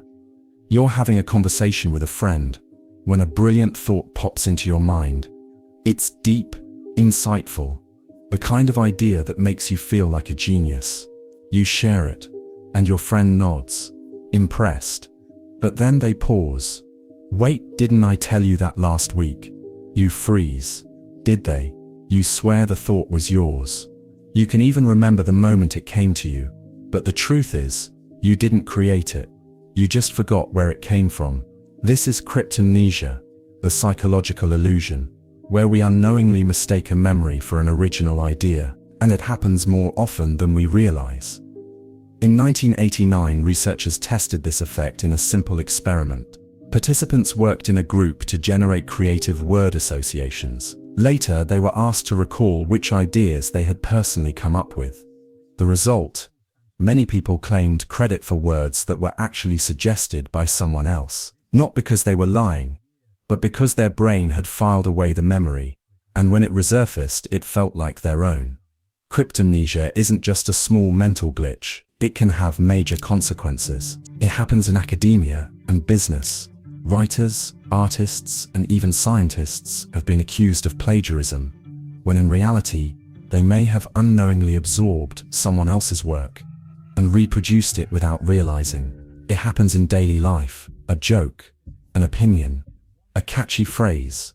You swear you came up with it, but it actually came from a book, a movie, or a passing conversation. It happens in history.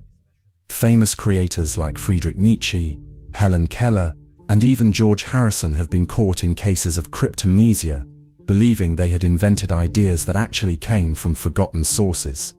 So how do we avoid it? First, slow down before taking credit. If an idea feels too effortless, ask yourself, where did I hear this before? Second, verify your sources. Keep track of inspirations, notes, and influences. If something sounds familiar, it probably is. Third, embrace collaboration. Instead of assuming ideas are yours alone, recognize that creativity is often a remix of forgotten influences. Cryptomnesia is a strange paradox. The mind forgets the source, but remembers the thought. And sometimes our most original ideas were never ours to begin with.